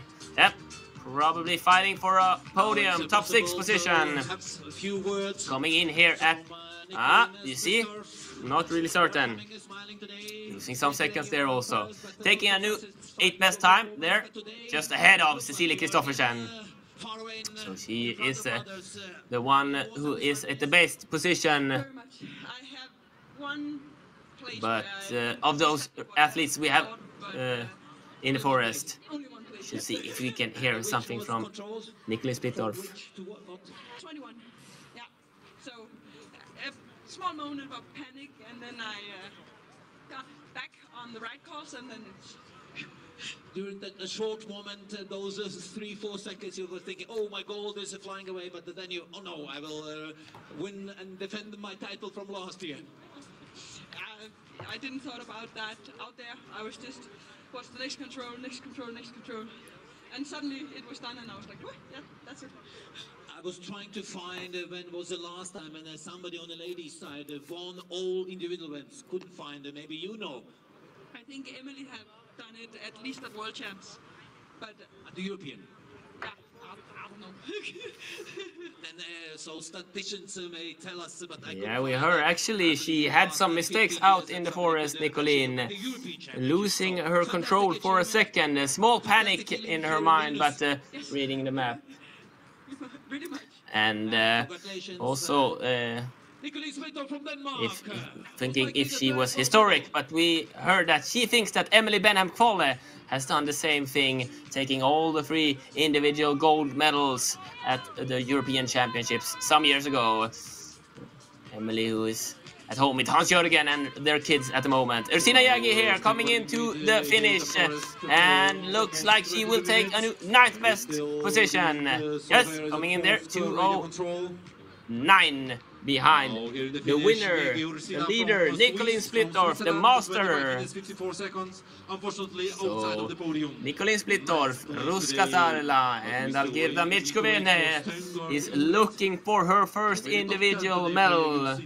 Something to really bring her memory on, doing this on home ground in Vilnius, Lithuania. So Ursina Jagi with a stable race, have had some difficulties in the beginning and then just getting higher and higher up in the ranks.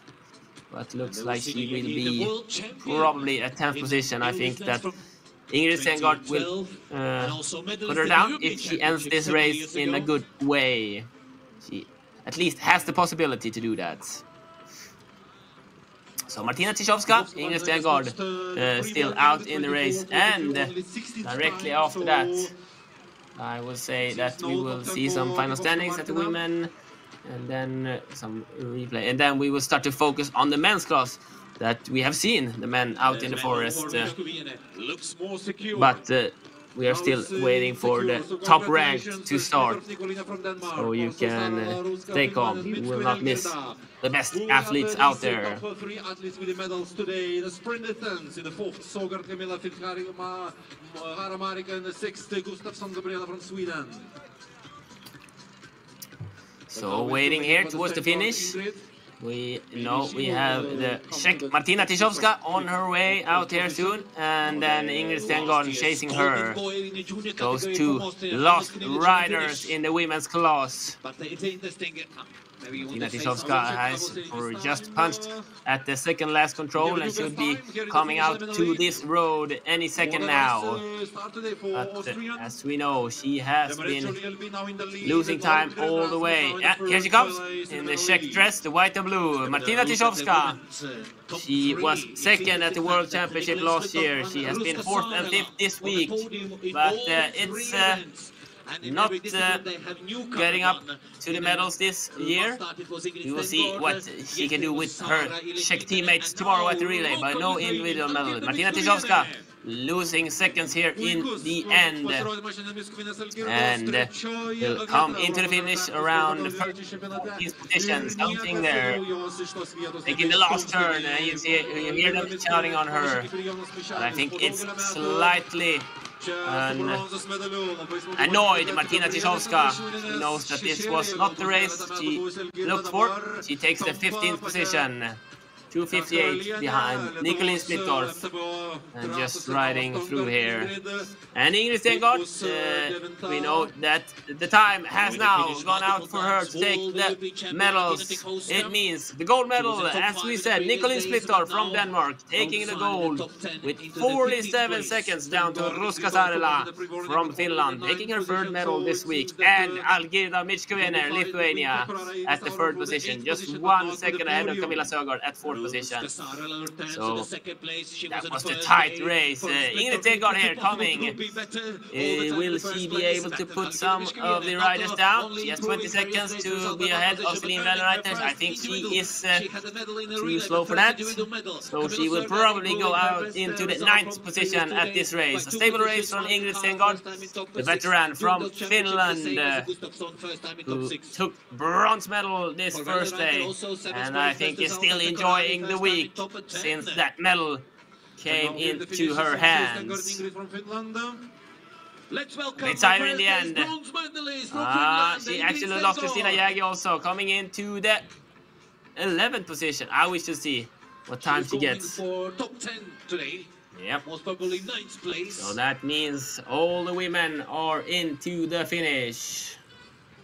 10th place for Stengaard Ingrid, so congratulations together with Kristoffersen and First Cecilie. position, Those athletes he ties up with Cecilie Kristoffersen. Congratulations. Splittorff Nicoline. Yeah, here we see Nicolin Splittorff taking the win ahead of Ruska Sarla and Algirda Michkovene. Camilla Sögaard 4th, Marika Hara 5th, and Gabriela Gustafsson taking the last flower lace at 6th position. Celine Vellereiter 7th, Iris Aurora Pecorari, Ursina Jagi, and then Cecilia Kristoffersen tied at 10th position with Ingrid Stengaard. Sögaard, but look at the time she wins with Nicolin Splittorff, 47 seconds. That is a devastating margin. She really crushes her opponents. She won the long distance last start with 5 minutes. She just shows she is superhuman, like Tove Alexandersson in the foot orienteering. Veronika Marketa Mulishkova, you see a lot of Czech flags here. Lutina Demlolova, Martina Tiszowska. And also here we have more riders. Sara Ylihitanen, yesterday's silver medalist, coming into a sad 28th position. Had big difficulties in the beginning, but ended up good and taking positions. And we see here, as we saw, Agne Musayevaite taking the 39th position, but fighting every second into the way here for her championship on home ground. And Elvira Larsson got a flat tire and they had no possibility to come into the finish. What a race. Here we get to see the GPS from the first 6 runners, and you see quite the same route choices here in the beginning. Nicolin Splittorff taking another route choice to the 5th control, and also Camilla Sögaard, the Danes, going to the left. And it looks like they gained both seconds there, and then they take another route choice, Nicolin Splittorff and Marika Hara, whilst the other riders go left around. And Nicolin Splittorff gaining seconds there also. Ruska Sarala and Camilla Sögaard here at 2nd and 3rd position. We have to say we don't see Algirda Michkovene, and at the 8th control you will see Ruska Sarala going left there and doing a big mistake, actually losing 30 seconds. Nicolin Splittorff doing some small stop there at 11th control, turning around, and just looks like she is in control, but she said something about not being certain where she was after the 20 or 21st control. Well, I don't think we will see here coming into the 20th control, going there. She missed. I think she should have gone. Actually took the same route choice as Ruska Sarala, but she was not really satisfied with that. Going into the finish, Ruska Sarala 2nd, and we had Algirda Michkovene 1 second ahead of Camilla Sögaard. What a race! The only group now remaining, that's the men elite. That was. Remember last And a really fun track to see. They, of course, I think they were satisfied. They got hard biking and tricky route choices. We saw the athletes were taking very different route choices. Some wanted to skip elevation and go a longer around on some faster roads, and some other riders, Nicolin Splittorff to the 6th control, went straight there. The last year, she's a title defender. The Nicolin Splittorff is aiming a 3rd gold medal here in Vilnius. Unbeatable in the same first place also yesterday. And now, what the time? We have a new best time. 47 seconds faster than Sara Laruska. Splittorff Nicoline, the queen of this European Championship. Now it's possible to have a few words. Now we will get an interview with Nicolin Splittorff. You're coming and smiling today. Yesterday you were first, but not so satisfied with your performance. But today it looks like you are again far away in front of others. Are you more satisfied than yesterday? Very much. I have one place where I didn't do exactly what I have thought, but... only one place? Only one place, yes. And which was controls? From which to what? 21, yeah. So, a small moment of panic, and then I got back on the right course, and then it's... I think Emily have done it at least at World Champs, but... At the European?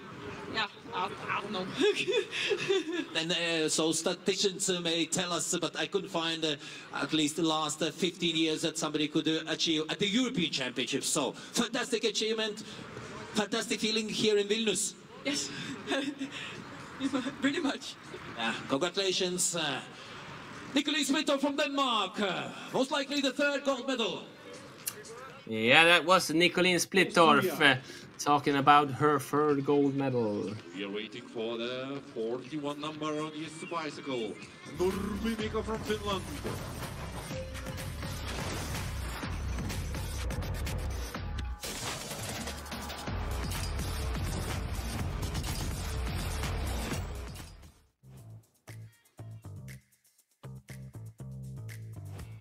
Plaukite automobilį švaros broliuose ir trečiadieniais gaukite net 30% daugiau laiko plovimui už tą pačią kainą. Švaros broliai. He was second behind Christoph Bogart and in front of Estonian bronze medalist Lauri Malmros. Mika Nurmi yesterday 5th place and now in the lead. So now it's time to switch over to the men's competition at this Sprint European Championship. They will have 26 controls. The length is just 7.6 kilometers and 250 meters to climb. And they actually have estimated winning time to around 20 to 25 minutes. We know that the women had almost 20. I think she ended up at 24. So we will see what the guys can do today. I think they have a leader, Mika Nurmi, at the moment. He has 24:47, so probably closer to 25 minutes than 20 in the end here. Here we get to follow the map. You will see it's quite the same as ladies' course, but they will have a longer part here up in the more hillier part. It will be interesting to see if they go more around here, trying to skip some elevation. They go a bit more north up here, and then they go towards the first TV control, number 12, and then we have more controls that we have seen, and the second TV control coming up to the 19th control, and then they will do this loop in the end again. So, and then some more controls before they come out to the last control and the finish. So I think, as we saw in the ladies class, this forest part from control 5 to 11 is crucial for the race, and also the last technical part. You don't want to miss anything.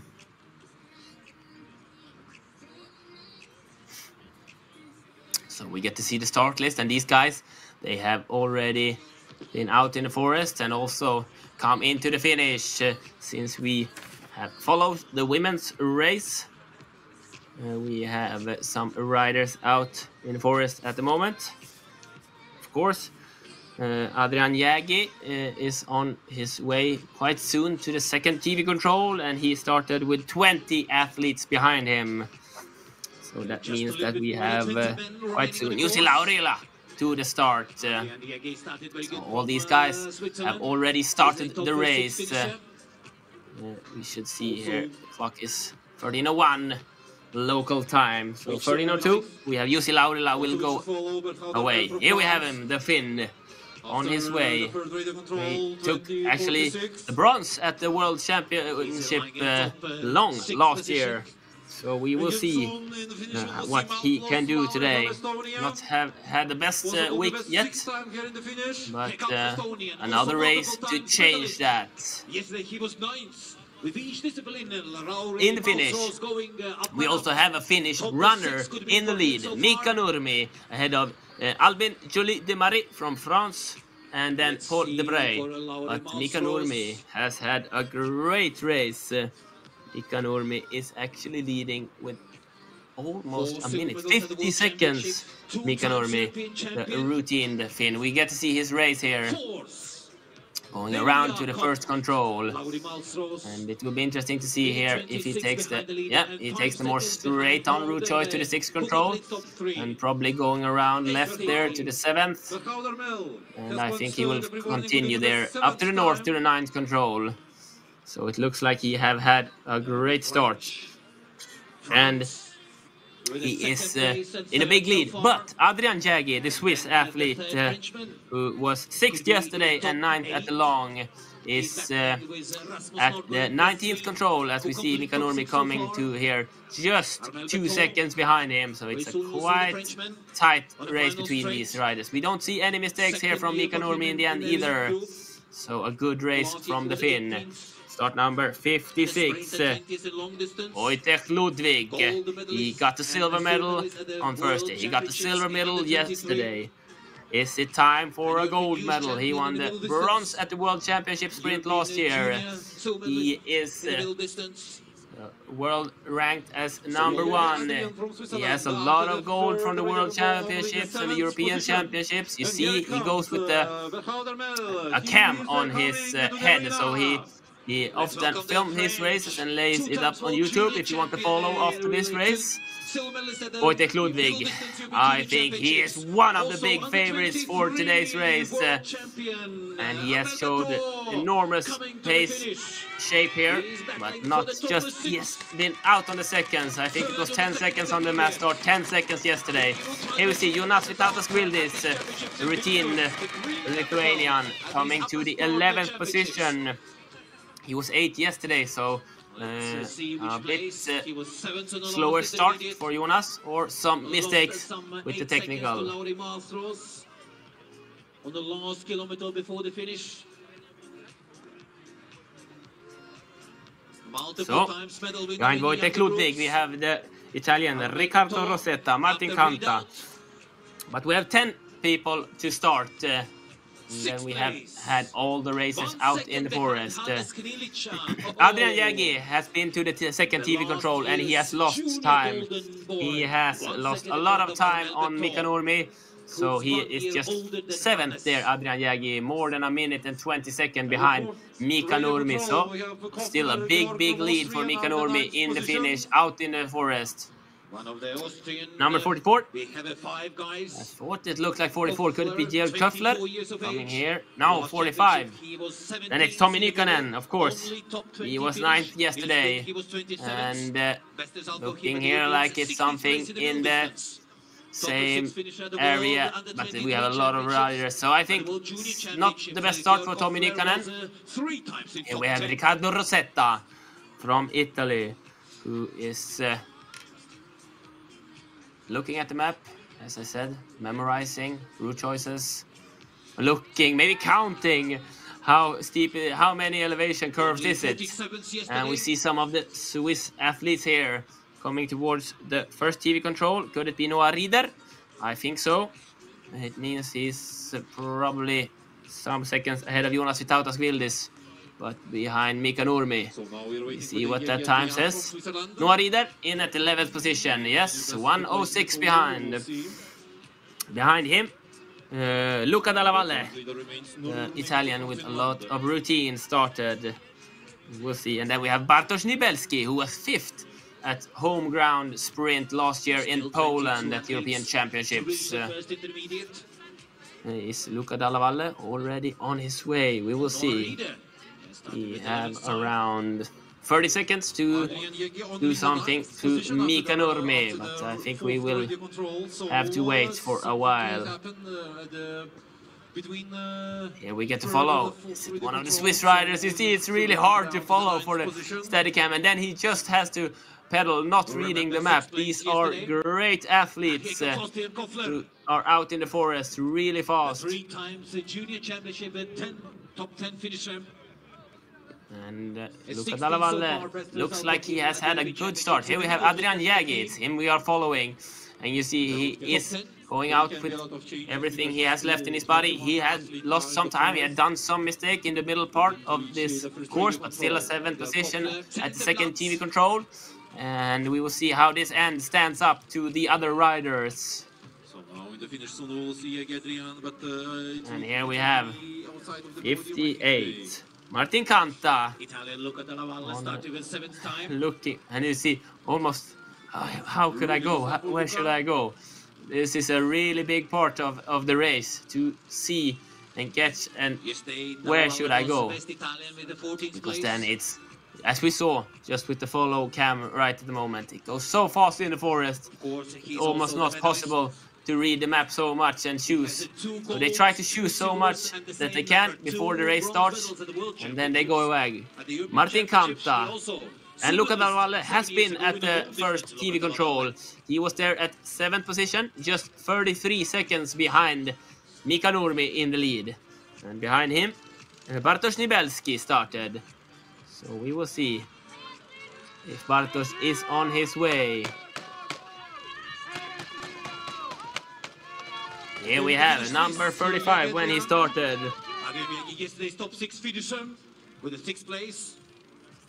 Looks like not satisfied with his race today. Here we have a Swiss athlete, 45, and it's Adrian Jägi. Top 8th position. When he took the second TV control, and you see, we saw some lady doing that mistake, but not going in, Ingrid Stengard, I think. And, but he really went into the forest there, searching for the path. Know that he should have waited some seconds more. And there we had Bartosz Nibelski at the TV control. We just saw him punching the control, and that was a great start, just 1 second behind Mika Nurmi.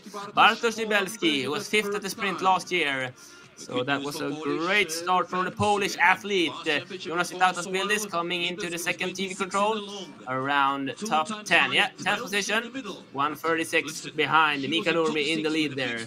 But Bartosz Nibelski, we see him turning around. He took the control, he had a great start, but that was a mistake. Here we get to see Samuel Pökkälä mot Mika Nurmi.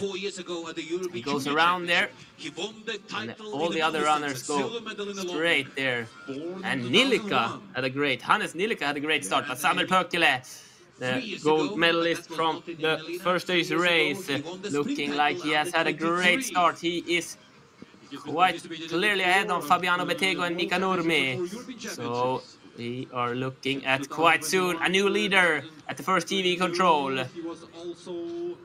In 2022, he was also here in the European Championship in Ignalina. Bartosz Nibelski had a good start, but did a mistake directly after the TV control. And here we get to follow a Lithuanian rider, I think. Going in the end part. And you see, it's really urban, and then going, it looked like straight in the forest, but coming into the path here after leaving the open area. Jonas Vitautas is on his way here. Yep, he went in there and should soon punch at the control number 21. You see it there, and you see they are just swifting by the controls, punching at that. And the gold medalist in the relay at the European Junior Championship. Samuel Pökkälä, should he be on his way up soon?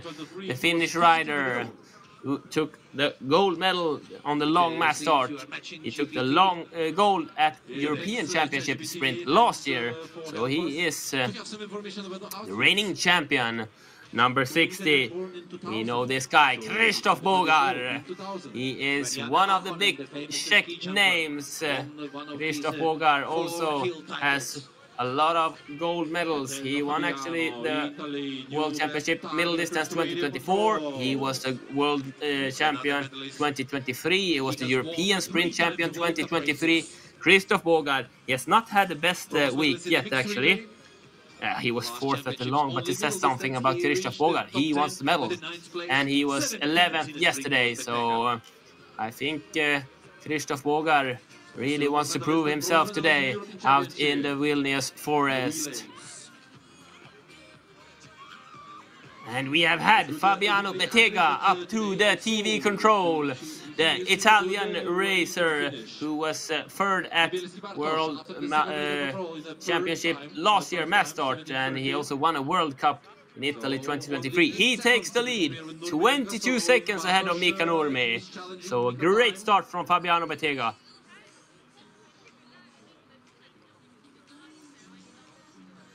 And here I think it's Luca Dalla Valle coming towards the second TV control, and he has had a good start and a good mid part. Not really certain where to go in. Yeah, we see him there. It's really close among the position 2 to 6 there. 7. And here we have Samuel Pökkälä. How is his time towards Fabiano Bettega, the leader at TV control 1?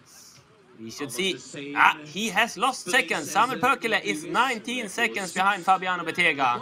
So Fabiano Bettega, we saw earlier on the GPS that he was around 15 seconds ahead of Fabiano Bettega. Something had happened for Samuel Pökkälä, but still a long way to go. And we know how strong he is, still fighting for Still no local, top position. After him, Jiri Radil started, and now we have, I think, Teemu Kaksonen starting. He was fourth at the sprint European Championship last year. He was third yesterday, took the bronze medal, actually behind Jonas Maiselis and Wojtek Ludwig. So we shall see how Teemu Kaksonen can do today. And here we get to follow the Lithuanian. Could it be? No, it's the Polish, Bartosz Nibelski. He had a great start, did some small mistake, we should see. Still good in the race, lost some seconds on Mika Nurmi, but clear a second position here at the second TV control. Just 15 seconds behind Mika Nurmi. And he tries to push every second there. Yeah, I think he knows that he has a good race, but now he goes into the tricky part again after some a bit easier controls. We have, I think, Adrian Jaggi, who has arrived to the finish. Here comes Poland. Jonas Vytautas from Lithuania with the new best 8th time. So Jonas Vytautas we saw just coming into the finish line there at the new 8th position. Mika Nurmi still in the lead at the finish, but Fabiano Bettega and Samuel Pökkele is ahead of him at the TV control 1. So Fabiano Bettega in the lead, just 15 seconds ahead of Samuel Pökkele. And could it be Jiri Radil soon coming up towards this hill for TV control number 1? Yes, he has an okay start, but probably some seconds behind. Yeah, actually he did quite a grave mistake into the 11th control. He did some shortcut and he has lost himself. He will lose a lot of time here. And here we have, is it Ludwig Schneider? Could it be? No, Noah Rieder, of course. Number 49. Fourth yesterday. And he had a good start, but he has lost some time here, coming into a new third best time. And there we also have at the second TV control. Was it Fabiano Bettega already? Yes, Fabiano Bettega taking the lead with 9 seconds ahead of Mika Nurmi. That means he has lost 15 seconds from the first TV control, and also away in the start, Wojtek Stransky. Also, he has a heavy metal cabinet. That was some years ago now. Could it already be? That was probably Jiri Radil on the way to the first TV control, but Fabiano Bettega still in the lead at the second TV control, but opening up for Samuel Pökkele, showing that he has done some small mistake, losing around 15 seconds from the first to the second TV control. Jiri Radil here, 140 behind. That means Jussi Laurila, if he wants to be in the top, he only has 20 seconds to come to the first TV control. And behind him, Wojtek Ludwig started, so 2 minutes away. I think Wojtek Ludwig, he will be quite close. And we see Noah Rieder's finish again. Noah Rieder, who went into the third position at the finish. 104 behind the leader Mika Nurmi. Quite soon we shall have Fabiano Bettega on his way to the finish. We shall see who we got on the way, but could Samuel Pökkele also be on the way to this second TV control?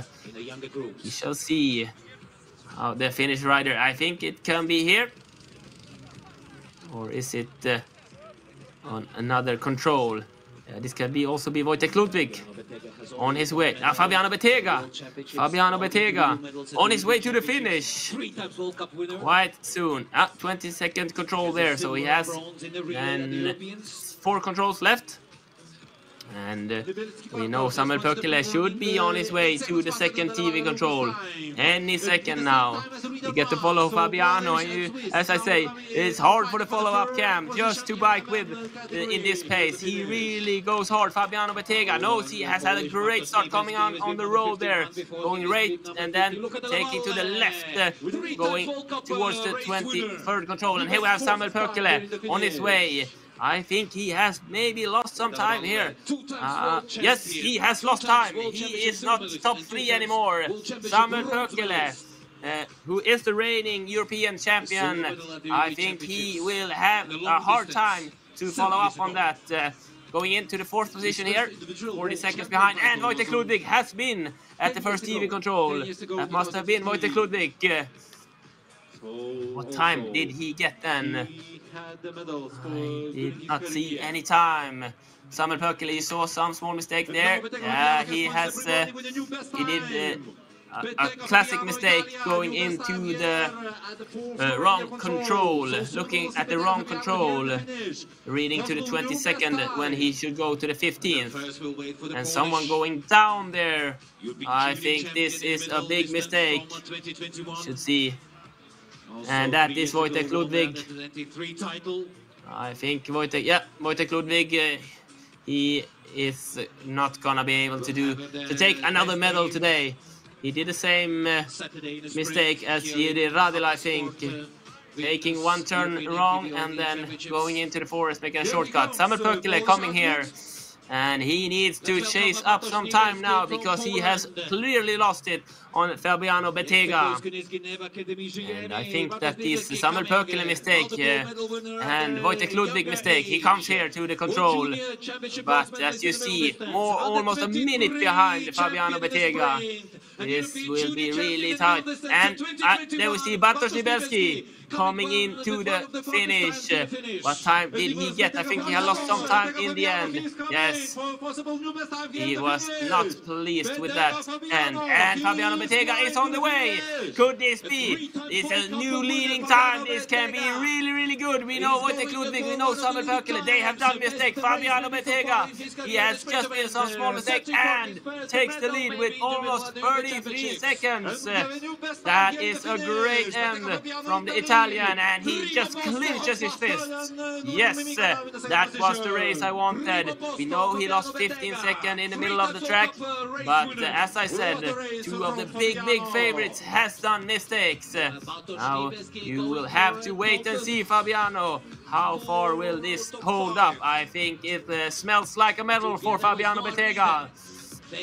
That was a really good race, and he had a lot of powers left in his legs in the end of the race. That was really good. And here we get to see Wojtek Ludwig doing a shortcut here, doing a mistake, did not realize where he was, up to the open area, still not realizing where am I, and then turning around, and you see he loses a lot of time there.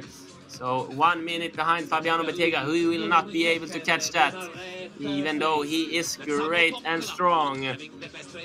Could it be Riccardo Rosetto coming here, not knowing his Italian friend has had a tremendous race? We should see how Riccardo's start has been. I think he is a bit behind Fabiano, but we shall wait and see. Coming into the 10th position, tying up with his comrade Luca Dalla Valle. And behind him, Martin Kanta started, and we have Andreas Waldman, who probably is more of a long-distance rider.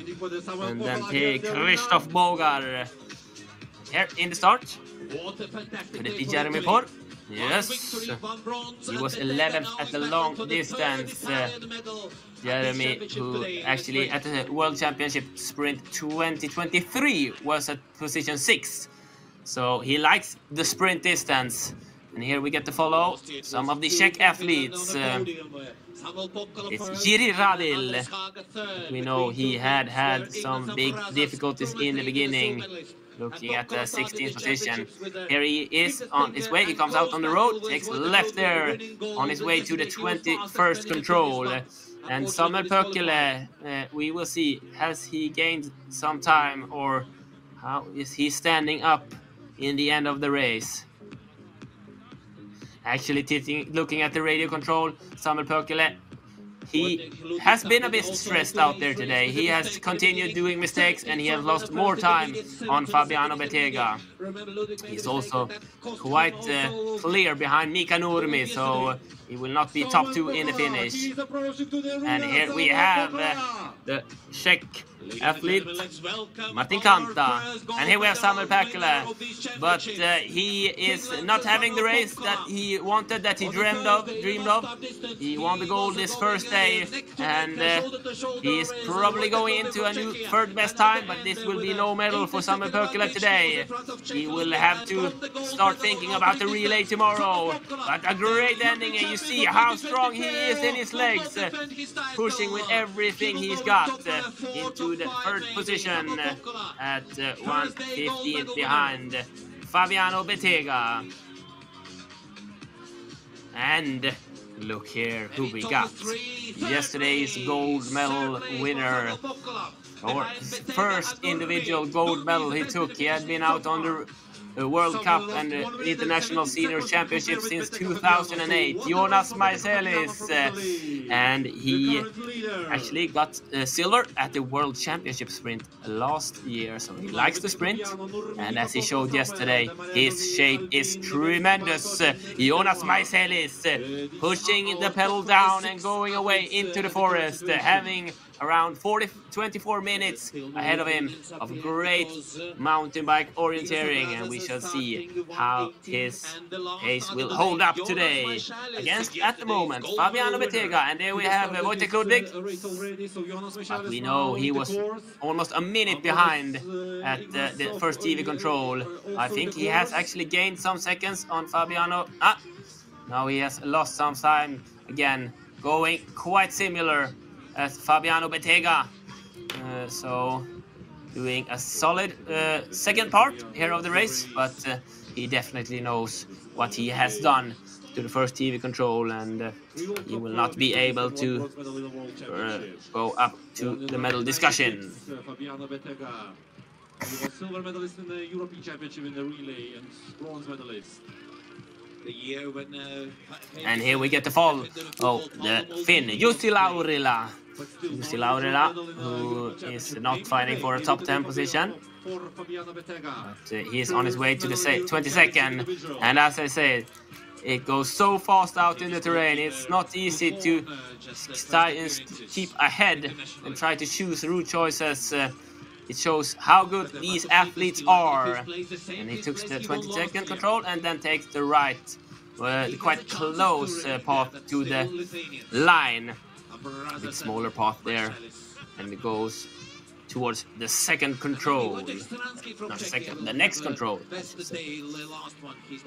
And here we get to follow Samuel Päkkilä, Kaksonen, and we see Krzysztof Bogar there. Krzysztof Bogar taking a bold route choice there. Shortcut there.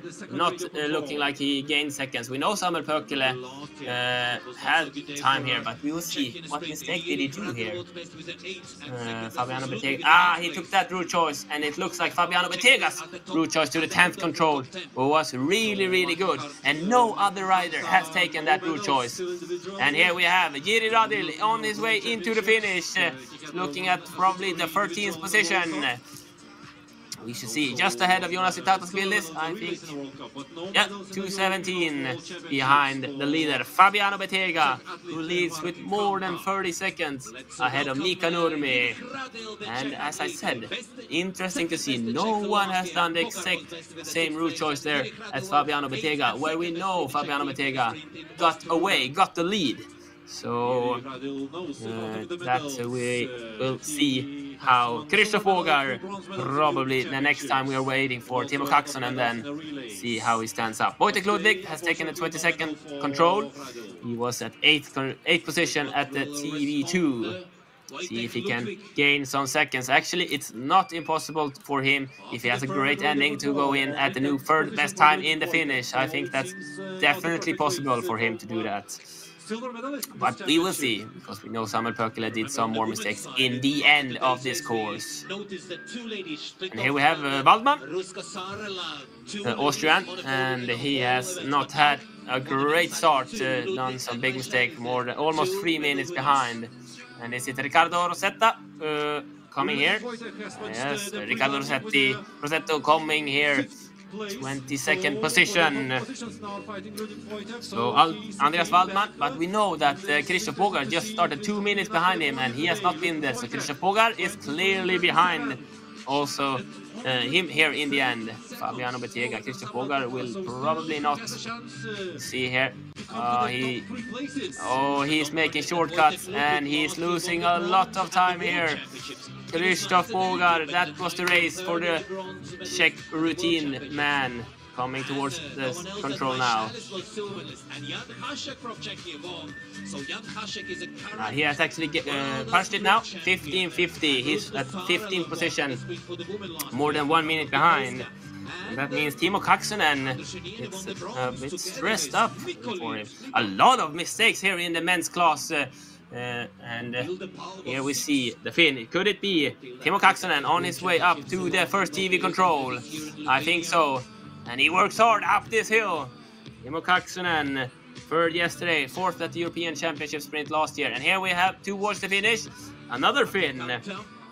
And it should be Jussi Laurila coming probably at the 20th position. Yes, just 1 second behind Jerry Truffler. Timo Kaksonen, he arrived to the first TV control and he was tied with Mika Nurmi there. No, 1 second ahead of Mika Nurmi, so 20 seconds behind Fabiano Bettega. Great start from the Finnish athlete Timo Kaksonen. He was fourth last year at the European Championship sprint. He was third yesterday. He has good shape. We will see what Timo Kaksonen can do in this second part. We know Fabiano Bettega lost some time on Mika Nurmi to the second TV control, and then he left him behind again. So it is possible to gain time on Fabiano Bettega, the Italian who is in the lead. And Wojtek Ludwig coming here. No, he has lost more time. He comes in towards the 7th position. Yes, he will be just ahead of Luca Dalla Valle. He has 2 medals and he will wait and see if he can get another one medal tomorrow. But shaking his head, he knows that this was not a good race. It will be interesting to see on YouTube when he puts up this video. I think he's really disappointed with the way he read the map there. Going out on the road, he had a lot of possibility to read the map, but did not give himself the time. Stressed into the forest, and a big mistake. I think we saw something of Christoph Bogar there. He is quite soon coming towards the second TV control. Behind Timo Kaksonen, Wojtek Stransky started. We have just 5 starters behind Timo Kaksonen. So Fabiano Bettega's race looks really good. And looking at the... here we have one of the Finns into the finish, Jussi Laurila. Looking at the GPS, I have not seen anyone take the same route choice as Fabiano Bettega to the 10th control. But Ignas Ambrasas, I won't say too much, but I think he takes the wrong route choice to the 10th control, the same as Samuel Pökele lost a lot of time on. So we will see how Ignas stands up at the first TV control.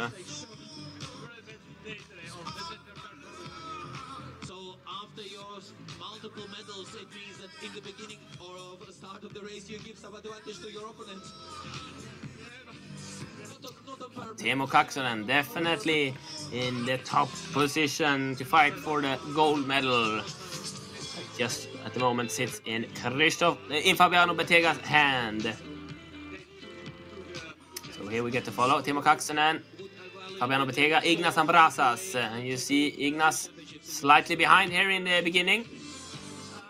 And it's to the 10th control that I think that Fabiano Bettega, he also, that makes a mistake, Timo Kaksonen there. And you see Fabiano Bettega going down there, and you see Ignas Ambrasas, how slow it goes for him at the beginning there. Losing more time, Ignas Ambrasas, the Lithuanian, who came second at the European Championship sprint last year. That will not budge today, I think. And Christoph Bogar on his way here to the second TV control. He is in the fight here, actually, at the moment for the medals, because he is just at the 5th position there, 6th position. But we know Samuel Pökele is third in the finish, just some seconds ahead of him. And here we have Wojtek Stransky coming to the TV 1 control. And more than 2 minutes behind And Ignas Ambrasa started 2 minutes behind him, but we know he has lost valuable seconds. And here we have Riccardo Rossetto into the finish. Lost some seconds here on his teammate in the end, into the 20th position. Teemu Kaksonen, he has had some mistakes. He had a great start, but he has done a mistake, so he is almost a minute behind. Here we have Ignas Ambrasas, actually also still definitely in the medal fight, because everyone is missing. Almost everyone, I would say. Comes out here, Ignas Ambrasas, less than 1 minute behind here. So we will see what he can do on this second part of the race. 15th position, not what he looked for. And we have Martin Kanta on the way to the finish. The big Czech guy coming here. Number 58 into the 7th position, just ahead of Wojtek Ludwig, his teammate. So Ignas Ambrasas, we know only 3 starters behind Ignas Ambrasas. Jan Hasek, who won the World Championship sprint last year. Jeremy Porr and Jonas Maiselis. And here we have, I think it's Teemu Kaksonen. We know he had lost time. He had done some mistake. I did not see it on the GPS, but definitely something has happened. Bronze yesterday. And we shall see how he can end this race, because he is also still in the race for the medals. Just some second, 1 second behind Samuel Pökkelä, who is at the 3rd position in the end, in the finish. Looking for another Czech guy. Here we have to follow Fabiano Bettega, Ignas Ambrasas, Jonas Maiselis. Yesterday's gold medalist Jonas Maiselis does not look like he has had a great start, losing seconds here in the beginning. We shall see how he catches up on Ignas. And here we go into the control. Should it be Waldman? Andreas Waldman? He has continued doing mistake, losing time. But Jan Hasek, I'm not seen at the first TV control yet. And I think that we saw on the GPS Jonas Maiselis, he will not be ahead of Fabiano Bettega. Fabiano Bettega's race just going up.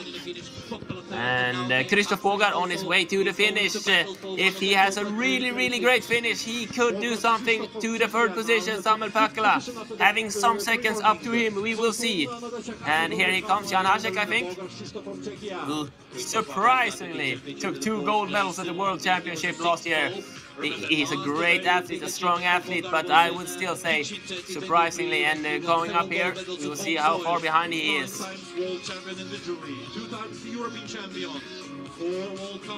And here we follow Teemu Kaksonen, who is in the fight for the medals. Fabiano Bettega's race just climbing and climbing. Jan Hasek at the TV control 1, he is 1.5 minutes behind. That means Jeremy Porr, Jonas Maiselis have to start arriving.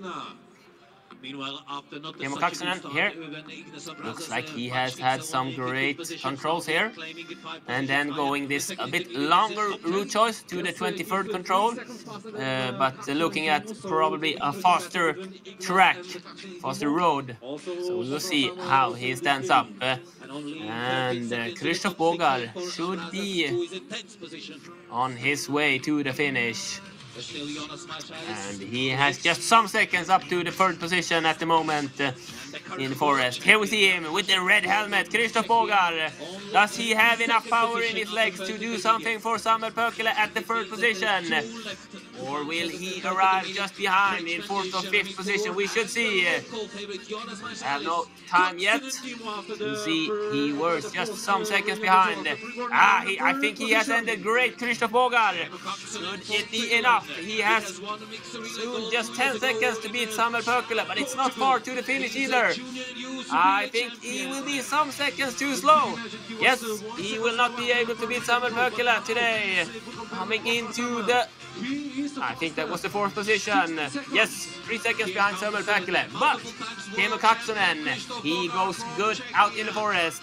He is 15 seconds ahead of Samuel Pökkelä at the last radio control with around 2 minutes to the finish. So we will see. Teemu Kaksonen started 2 minutes behind. Krista Fogel can be on the way to come into the new bronze place.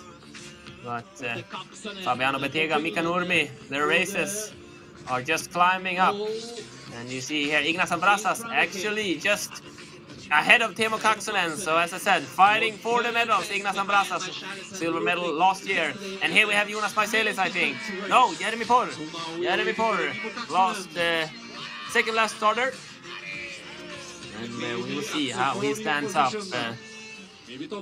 towards Fabiana Bettega. Mika Nurmi he is far behind, and that means Jonas Maiselis, he has to come at the second now if he wants to do something about Fabiano Bettega. Fabiano Bettega, could it be a gold medal you're looking for? It looks really good for the Italian. And here we have Teemu Kaksonen. Teemu Kaksonen also fighting for a medal, probably against Ignas Ambrasas or Samuel Pökkelä.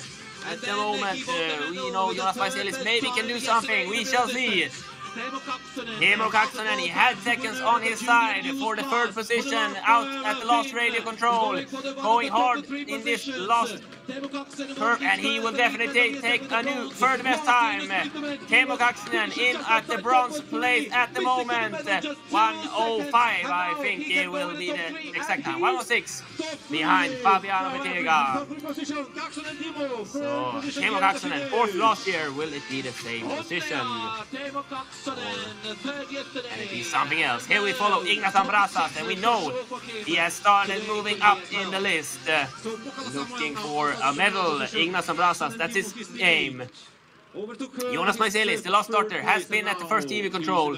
He is not close to Fabiano Bettega, but he is actually 12 seconds ahead of Ignas Ambrasas. So Jonas Maiselis at the 11th position there, but still definitely in the medal fight. But Fabiano Bettega's race looks very, very hard to beat here. Here we have Andreas Waldman. We know the Austrian have had big difficulties out in this Lithuanian forest today. Coming towards top 45, something around there, Andreas Waldman. Yep, 43 probably going as. But interesting to follow now. Ignas Ambrasas, Jonas Maiselis, what can they do towards Fabiano Bettega, Mika Nurmi and Teemu Kaksonen that is at the medal positions at the moment. And we are waiting for, we shall see who will be able. Wojtek Stransky, then we have Ignas Ambrasas, but he should be some minutes away still. So Ignas Ambrasas at the 2nd TV control, he was 6 seconds ahead of Teemu Kaksonen, and here we get to follow. You see Ignas Ambrasas clearly behind the Finn here, and also behind Jonas Maiselis. Kaksonen making a mistake there, that we had not seen. There was the mistake from Teemu Kaksonen. And here we see, could it be Jan Hasek coming towards the 2nd TV control. Reigning world champion in sprint, but today there will be no medal for Jan Hasek. He will be around 20th position. But Jonas Maiselis is the one that we follow. Jeremy Porr, he is too far behind. There's a teammate, 6th position in the finish, Albin Joly Demarais at the moment, but he will be probably put down some places. Ignas Ambrasas has been at the last radio control, and he is 2 seconds behind Teemu Kaksonen. It is really tight between Teemu Kaksonen and Ignas Ambrasas, who will have the better finish. Just in some minute, 1 minute, we will see Ignas Ambrasas on his way to the finish, the Lithuanian star who took the silver medal last year. We'll see what he can do. We get to follow here in the end of the course. Gold medal winner, the European champion yesterday in the middle distance. The pace he got. And now Ignas Ambrasas could be the best Lithuanian, maybe best. Yeah, We will see Ignas Ambrasas and also Jonas Maiselis probably on his way to the second TV control soon. Both these riders are in the fight for the medals. But towards Fabiano Bettega, I am almost certain there will be no chance to do something. Jonas Maiselis coming here, looking at the map carefully. And here we have Ignas Ambrasas doing a mistake in the end, leaving the track too far. Could this be the seconds? He is fighting for the bronze medal at the moment. Teemu Kaksonen, Ignas Ambrasas, who will be the first? I think it's a good end up for Ignas Ambrasas. 20 seconds to beat Teemu Kaksonen. I think he will take it. Braking hard in this last curve and just pushing. This could be for the medal. Ignas Ambrasas, he will take the first position at the moment. Yes, yes sir. Only Jonas Maiselis, his teammate, who can do something to take the medal for Ignas Ambrasas, who did not get the time, but he ended up some seconds ahead of Teemu Kaksonen at the third position. Ignas Ambrasas, as I said, silver last year. It won't be a silver, but it can be a bronze at the sprint today. But you see here at the map, Jonas Maiselis clearly ahead of Ignas Ambrasas. Looking at this, it looks like it's Jonas Maiselis on his way here to the TV control. Yes, now we should see TV control 2. Yesterday's gold medalist. He was second at the World Championship sprint last year. And he has catched time. He has catched a lot of time. Jonas Maiselis just 16 seconds behind Fabiano Bettega, Mika Nurmi, and I think he should start looking for the gold or the silver medals rather than just trying to keep the bronze in his hand. Jonas Maiselis, he has catched a lot of time on Fabiano Bettega. He were 45 seconds behind at first TV control. Now, 2 kilometers later, it's just 16 seconds. Can Jonas Maiselis do what he did yesterday? Can he take another gold medal? Or what should it be? You see Jeremy Purr, not the last starter, but he is lost in the terrain at the moment because the last starter, Jonas Maiselis, passed him out in the forest, going into this second TV control, around 3 minutes behind. And Jonas Maiselis, 33 years old, comes from Vilnius, took the gold yesterday, his first individual gold medal, and it is certain that he have really got the confidence that he needs. He's chasing Mika Nurmi. Fabiano Bettega looks like he is flying away from the Finn and Jonas. But we will see. Mika Nurmi, Jonas Maiselis is really tight here. Coming into the 21st control. And it looks like he's just catching seconds, but it's also uphill, so that's why they go closer together some while. And Jonas Maiselis chasing Mika Nurmi. And here we saw Ignas Ambrasas and Wojtek Stransky.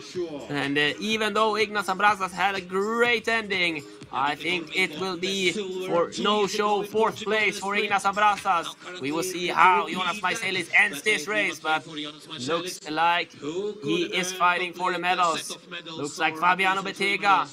I don't think he will be able to catch him. The Italian, who, as I said, have a World Championship medal, no gold. He has won a World Cup 2023, but no individual gold medals.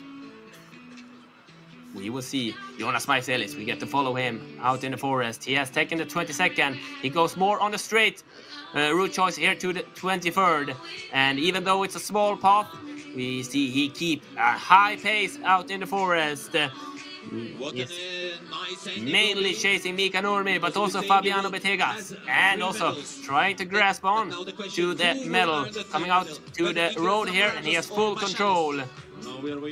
A small break there, losing some seconds. Is it Jan Asek on his way to the finish? Yes, and he will be behind 2:31. Last year's world champion, not the race that he wanted today. Jonas Maiselis started 4 minutes behind him. Jan Asek, he has given it everything, but it was not the race he wanted today. But still a smile. Beautiful forward forest, the beautiful mountain bike orientation. Jonas Maiselis has taken the 23rd on his way to the 24th control, and we don't see any mistakes from him at the moment. I think this will be a medal for Jonas Maiselis, but which value will it have? He took the gold medal yesterday. He took the silver at the World Championship sprint last year. But what should he do? He should soon take to the right. There he takes the 24th control. And on his way, he's probably hearing the speaker at the arena really soon. And when he was there, he was still at third position, still behind Mika Nurmi. Can he be able to catch some seconds on the Finn? We will see how good pace he has in his legs, but I think we are looking at the bronze medal for Jonas Maiselis. Could it be? He takes the control there quite soon. Here he takes the 25th, and now it's just the last control, full speed all the way out, making a shortcut here on the open area, and then just pushing for his life. Jonas Maiselis on his way for another medal. Which value should it have? Passing a runner and a dog there. And now he just pushes down his head and tries the bike, and we get to see our follow-up cam working hard to try to follow. A great job there, but Jonas Maiselis, this will be a medal. I don't think he has the time for Mika Nurmi. No. It will be a bronze medal for Jonas Maiselis. Fabiano Bettega will win. Mika Nurmi will take the second position.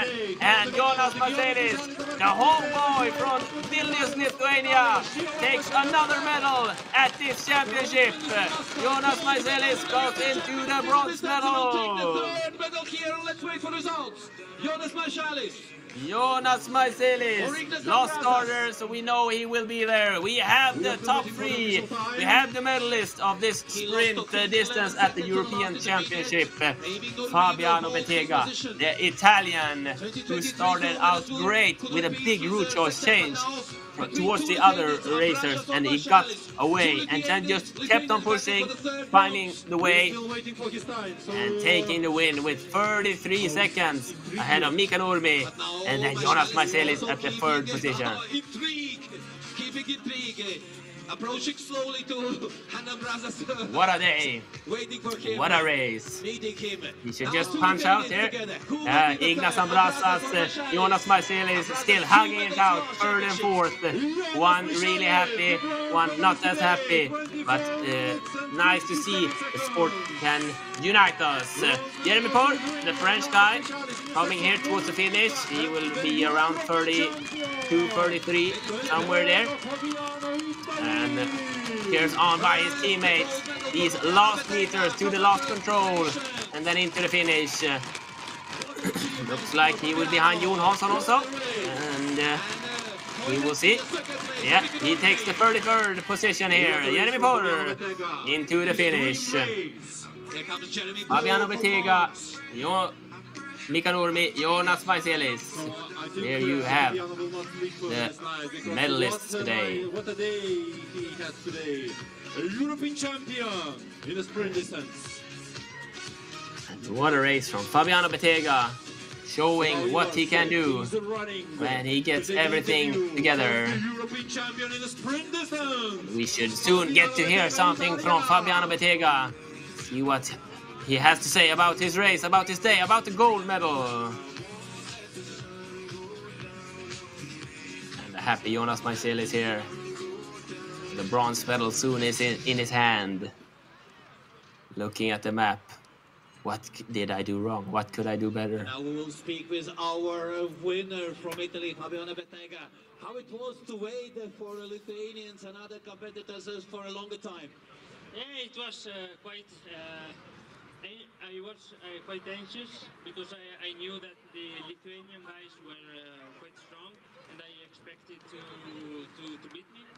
So I was waiting for.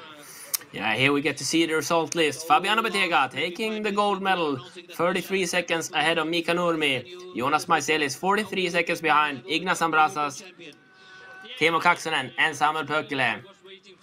Here we have the top six. Christophe Pogar, Albin Joly Desmarais with a good race, ending up on the 8th position. Bartosz Nibelski, I think he crunches his hand wondering what did I do wrong, because he had a medal in his hand at the TV too, but did some mistakes in the end.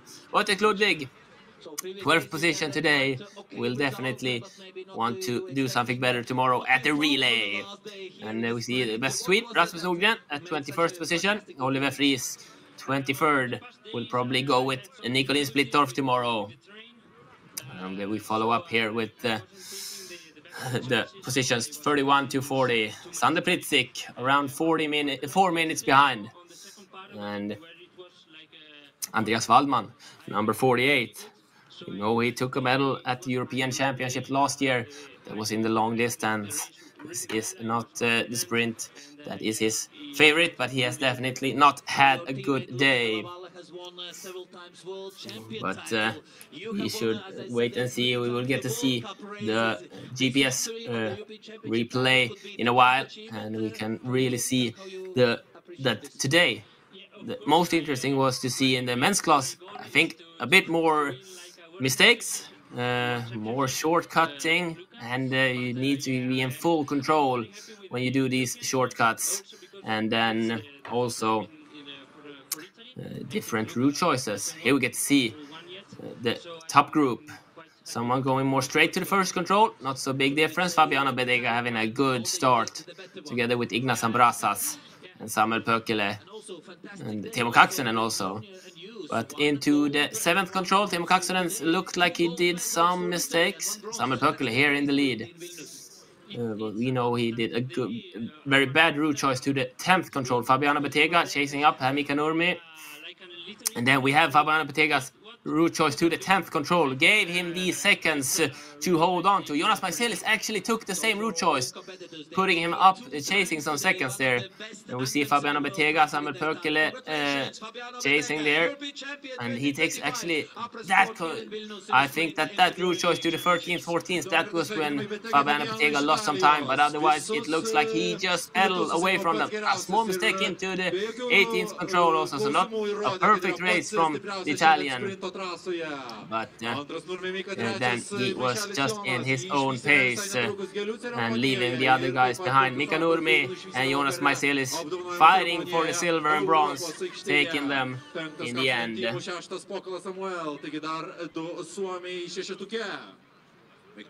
we get to see the event center here, the arena, sitting on the bikes, talking about the race, and how they did the course, and waiting to see the flower ceremony for the top athletes. 14:30 there will be a planting of flowers in Fairy Tale Park. So this park is of and we see Jonas Marcelis' crew, I think, talking to him, wondering how was it today. Double medalist this week. And Lithuania has a great team to tomorrow's mixed relay. We have 2 men and 1 lady who should go out. And we will also broadcast that race. So we will just tune in at the same link. And here we get the winner interview. Yeah, it was quite. I was quite anxious because I knew that the Lithuanian guys were quite strong, and I expected to beat me. So I was waiting for any news. So last maybe 5 minutes when we are announcing that Marshall is battling for the 3rd with Ambrasas, then you understood, whoa, nobody will beat me and I will become the European champion. Yeah, I still was waiting for the finish line because you never know. But I knew that on the second part I did like a perfect race. So if I was in the front at the half the race, I knew that I could be first at the finish line. So previous days you had quite okay results, but maybe not you expecting. What you found on the last day here in the sprint? What was it that made such a fantastic performance? On the past days, I had some difficulties with the terrain, so I wasn't taking the best route choices, so I was losing too much time. but like yesterday on the second part where it was like more technical, I felt really good. So I knew that today it was my day. I prepared the race really well. I was confident, and yeah, it went really good. So your teammate Luca Della Valle has won several times world champion title. You have won, as I said, 3 times the World Cup races. This victory at the European Championship title could be the best achievement for you. How you appreciate this? Yeah, of course. My goal is to win like a world championship like Luca, but yeah, I'm very happy with the European champs also because I think it's the first time for Italy. I think Luca hasn't won yet, so I'm quite happy with also that results. So we can say like Italian wine, the older you get, the better one. Yeah, yeah. And also, fantastic day, also the junior and youth, 1 gold and 1 bronze. So today, 2 gold medals for Italy and 1 bronze. Fantastic day sprint in Vilnius. It's a fantastic day. Our youngsters are pretty good. Also, Matteo has like a little injury. So what could have been? I think it's a really nice day for Italy. So for all competitors, they will hear 2 times today one of the best anthems in the world, Fratelli d'Italia. Congratulations, Fabiano Bettega, European Champion 2025, Upper Sport here in Vilnius. What a feeling Fabiana Bettega stands there with the gold medal after the European Championship sprint. And as he said, feeling in the second part that he did a perfect race and just feeling very confident there, knowing what he could do.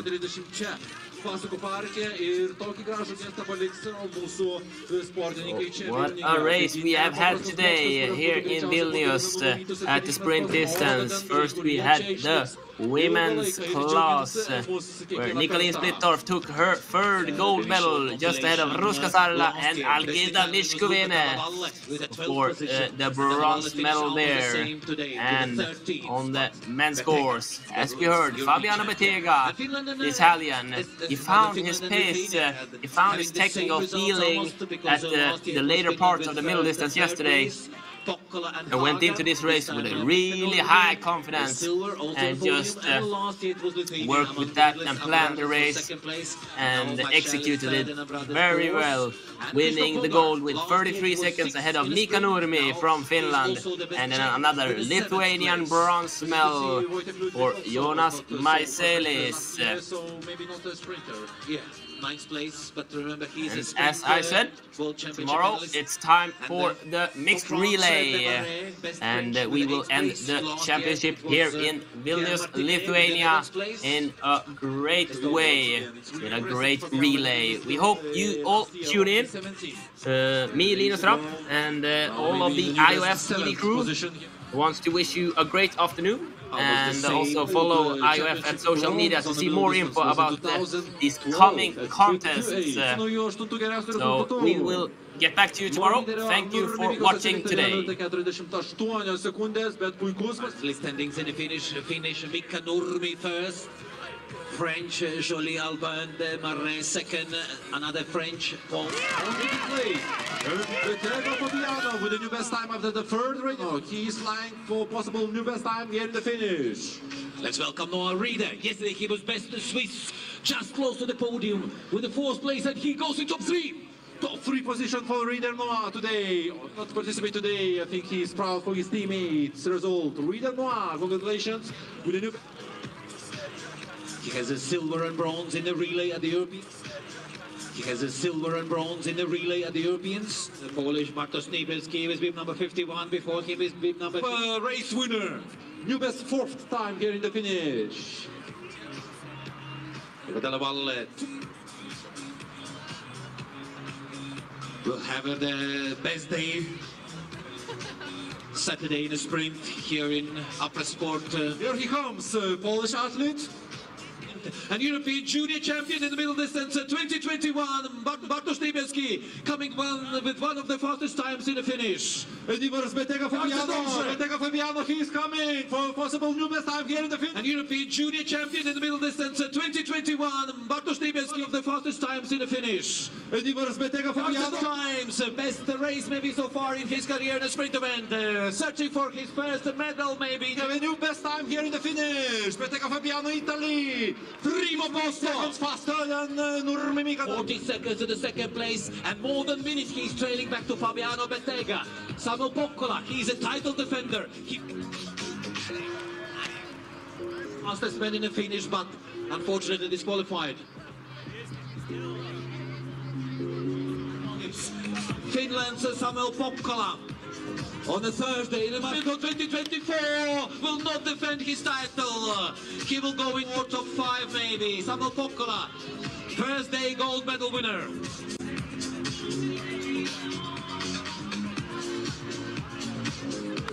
Maybe top of 3, third place for Samuel Pokkola, behind Bettega.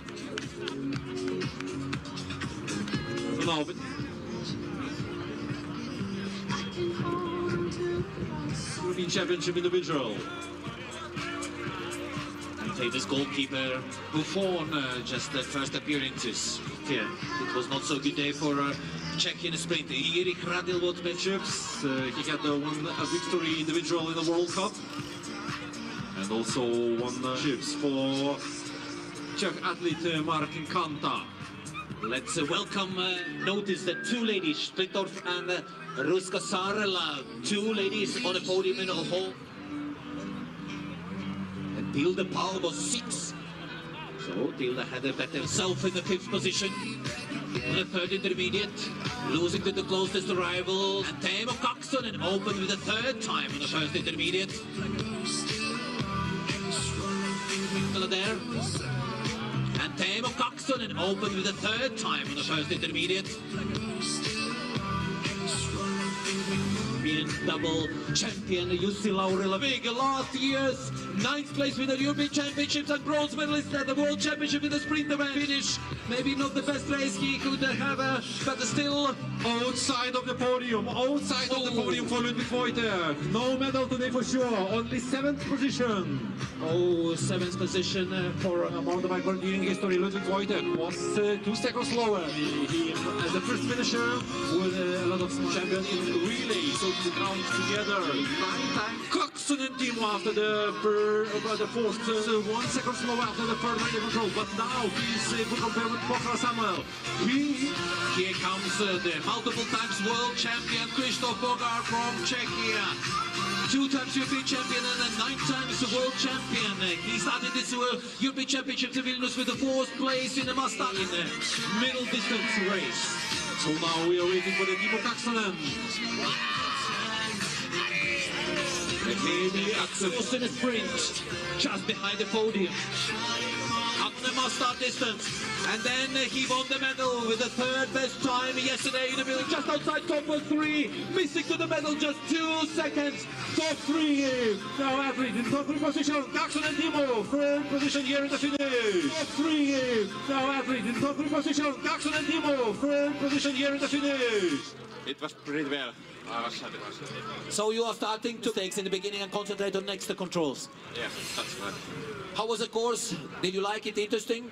Yeah, it was very fun. The Sabres, he is coming to the arena.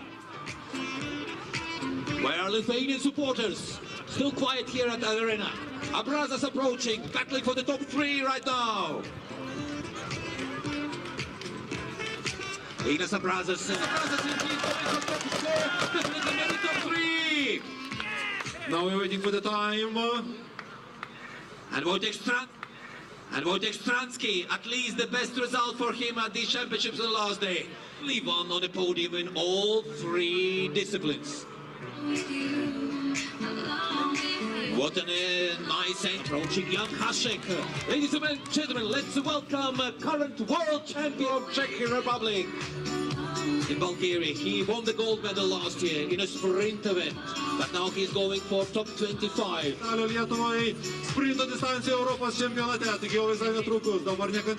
Waiting for Jonas Marshalis.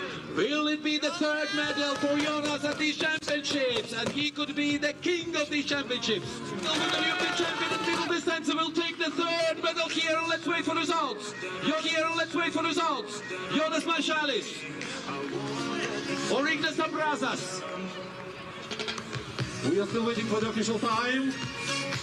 He lost to Finn 11 seconds on the last intermediate. Maybe Nurmi will hold his position. 2023 silver medalists will meeting him. Now two Lithuanians together. Who will be the third? Nurmika and the European champion. What a race from Fabiano Betteghi. Pour for France. So I think Fabiano will not sleep this night because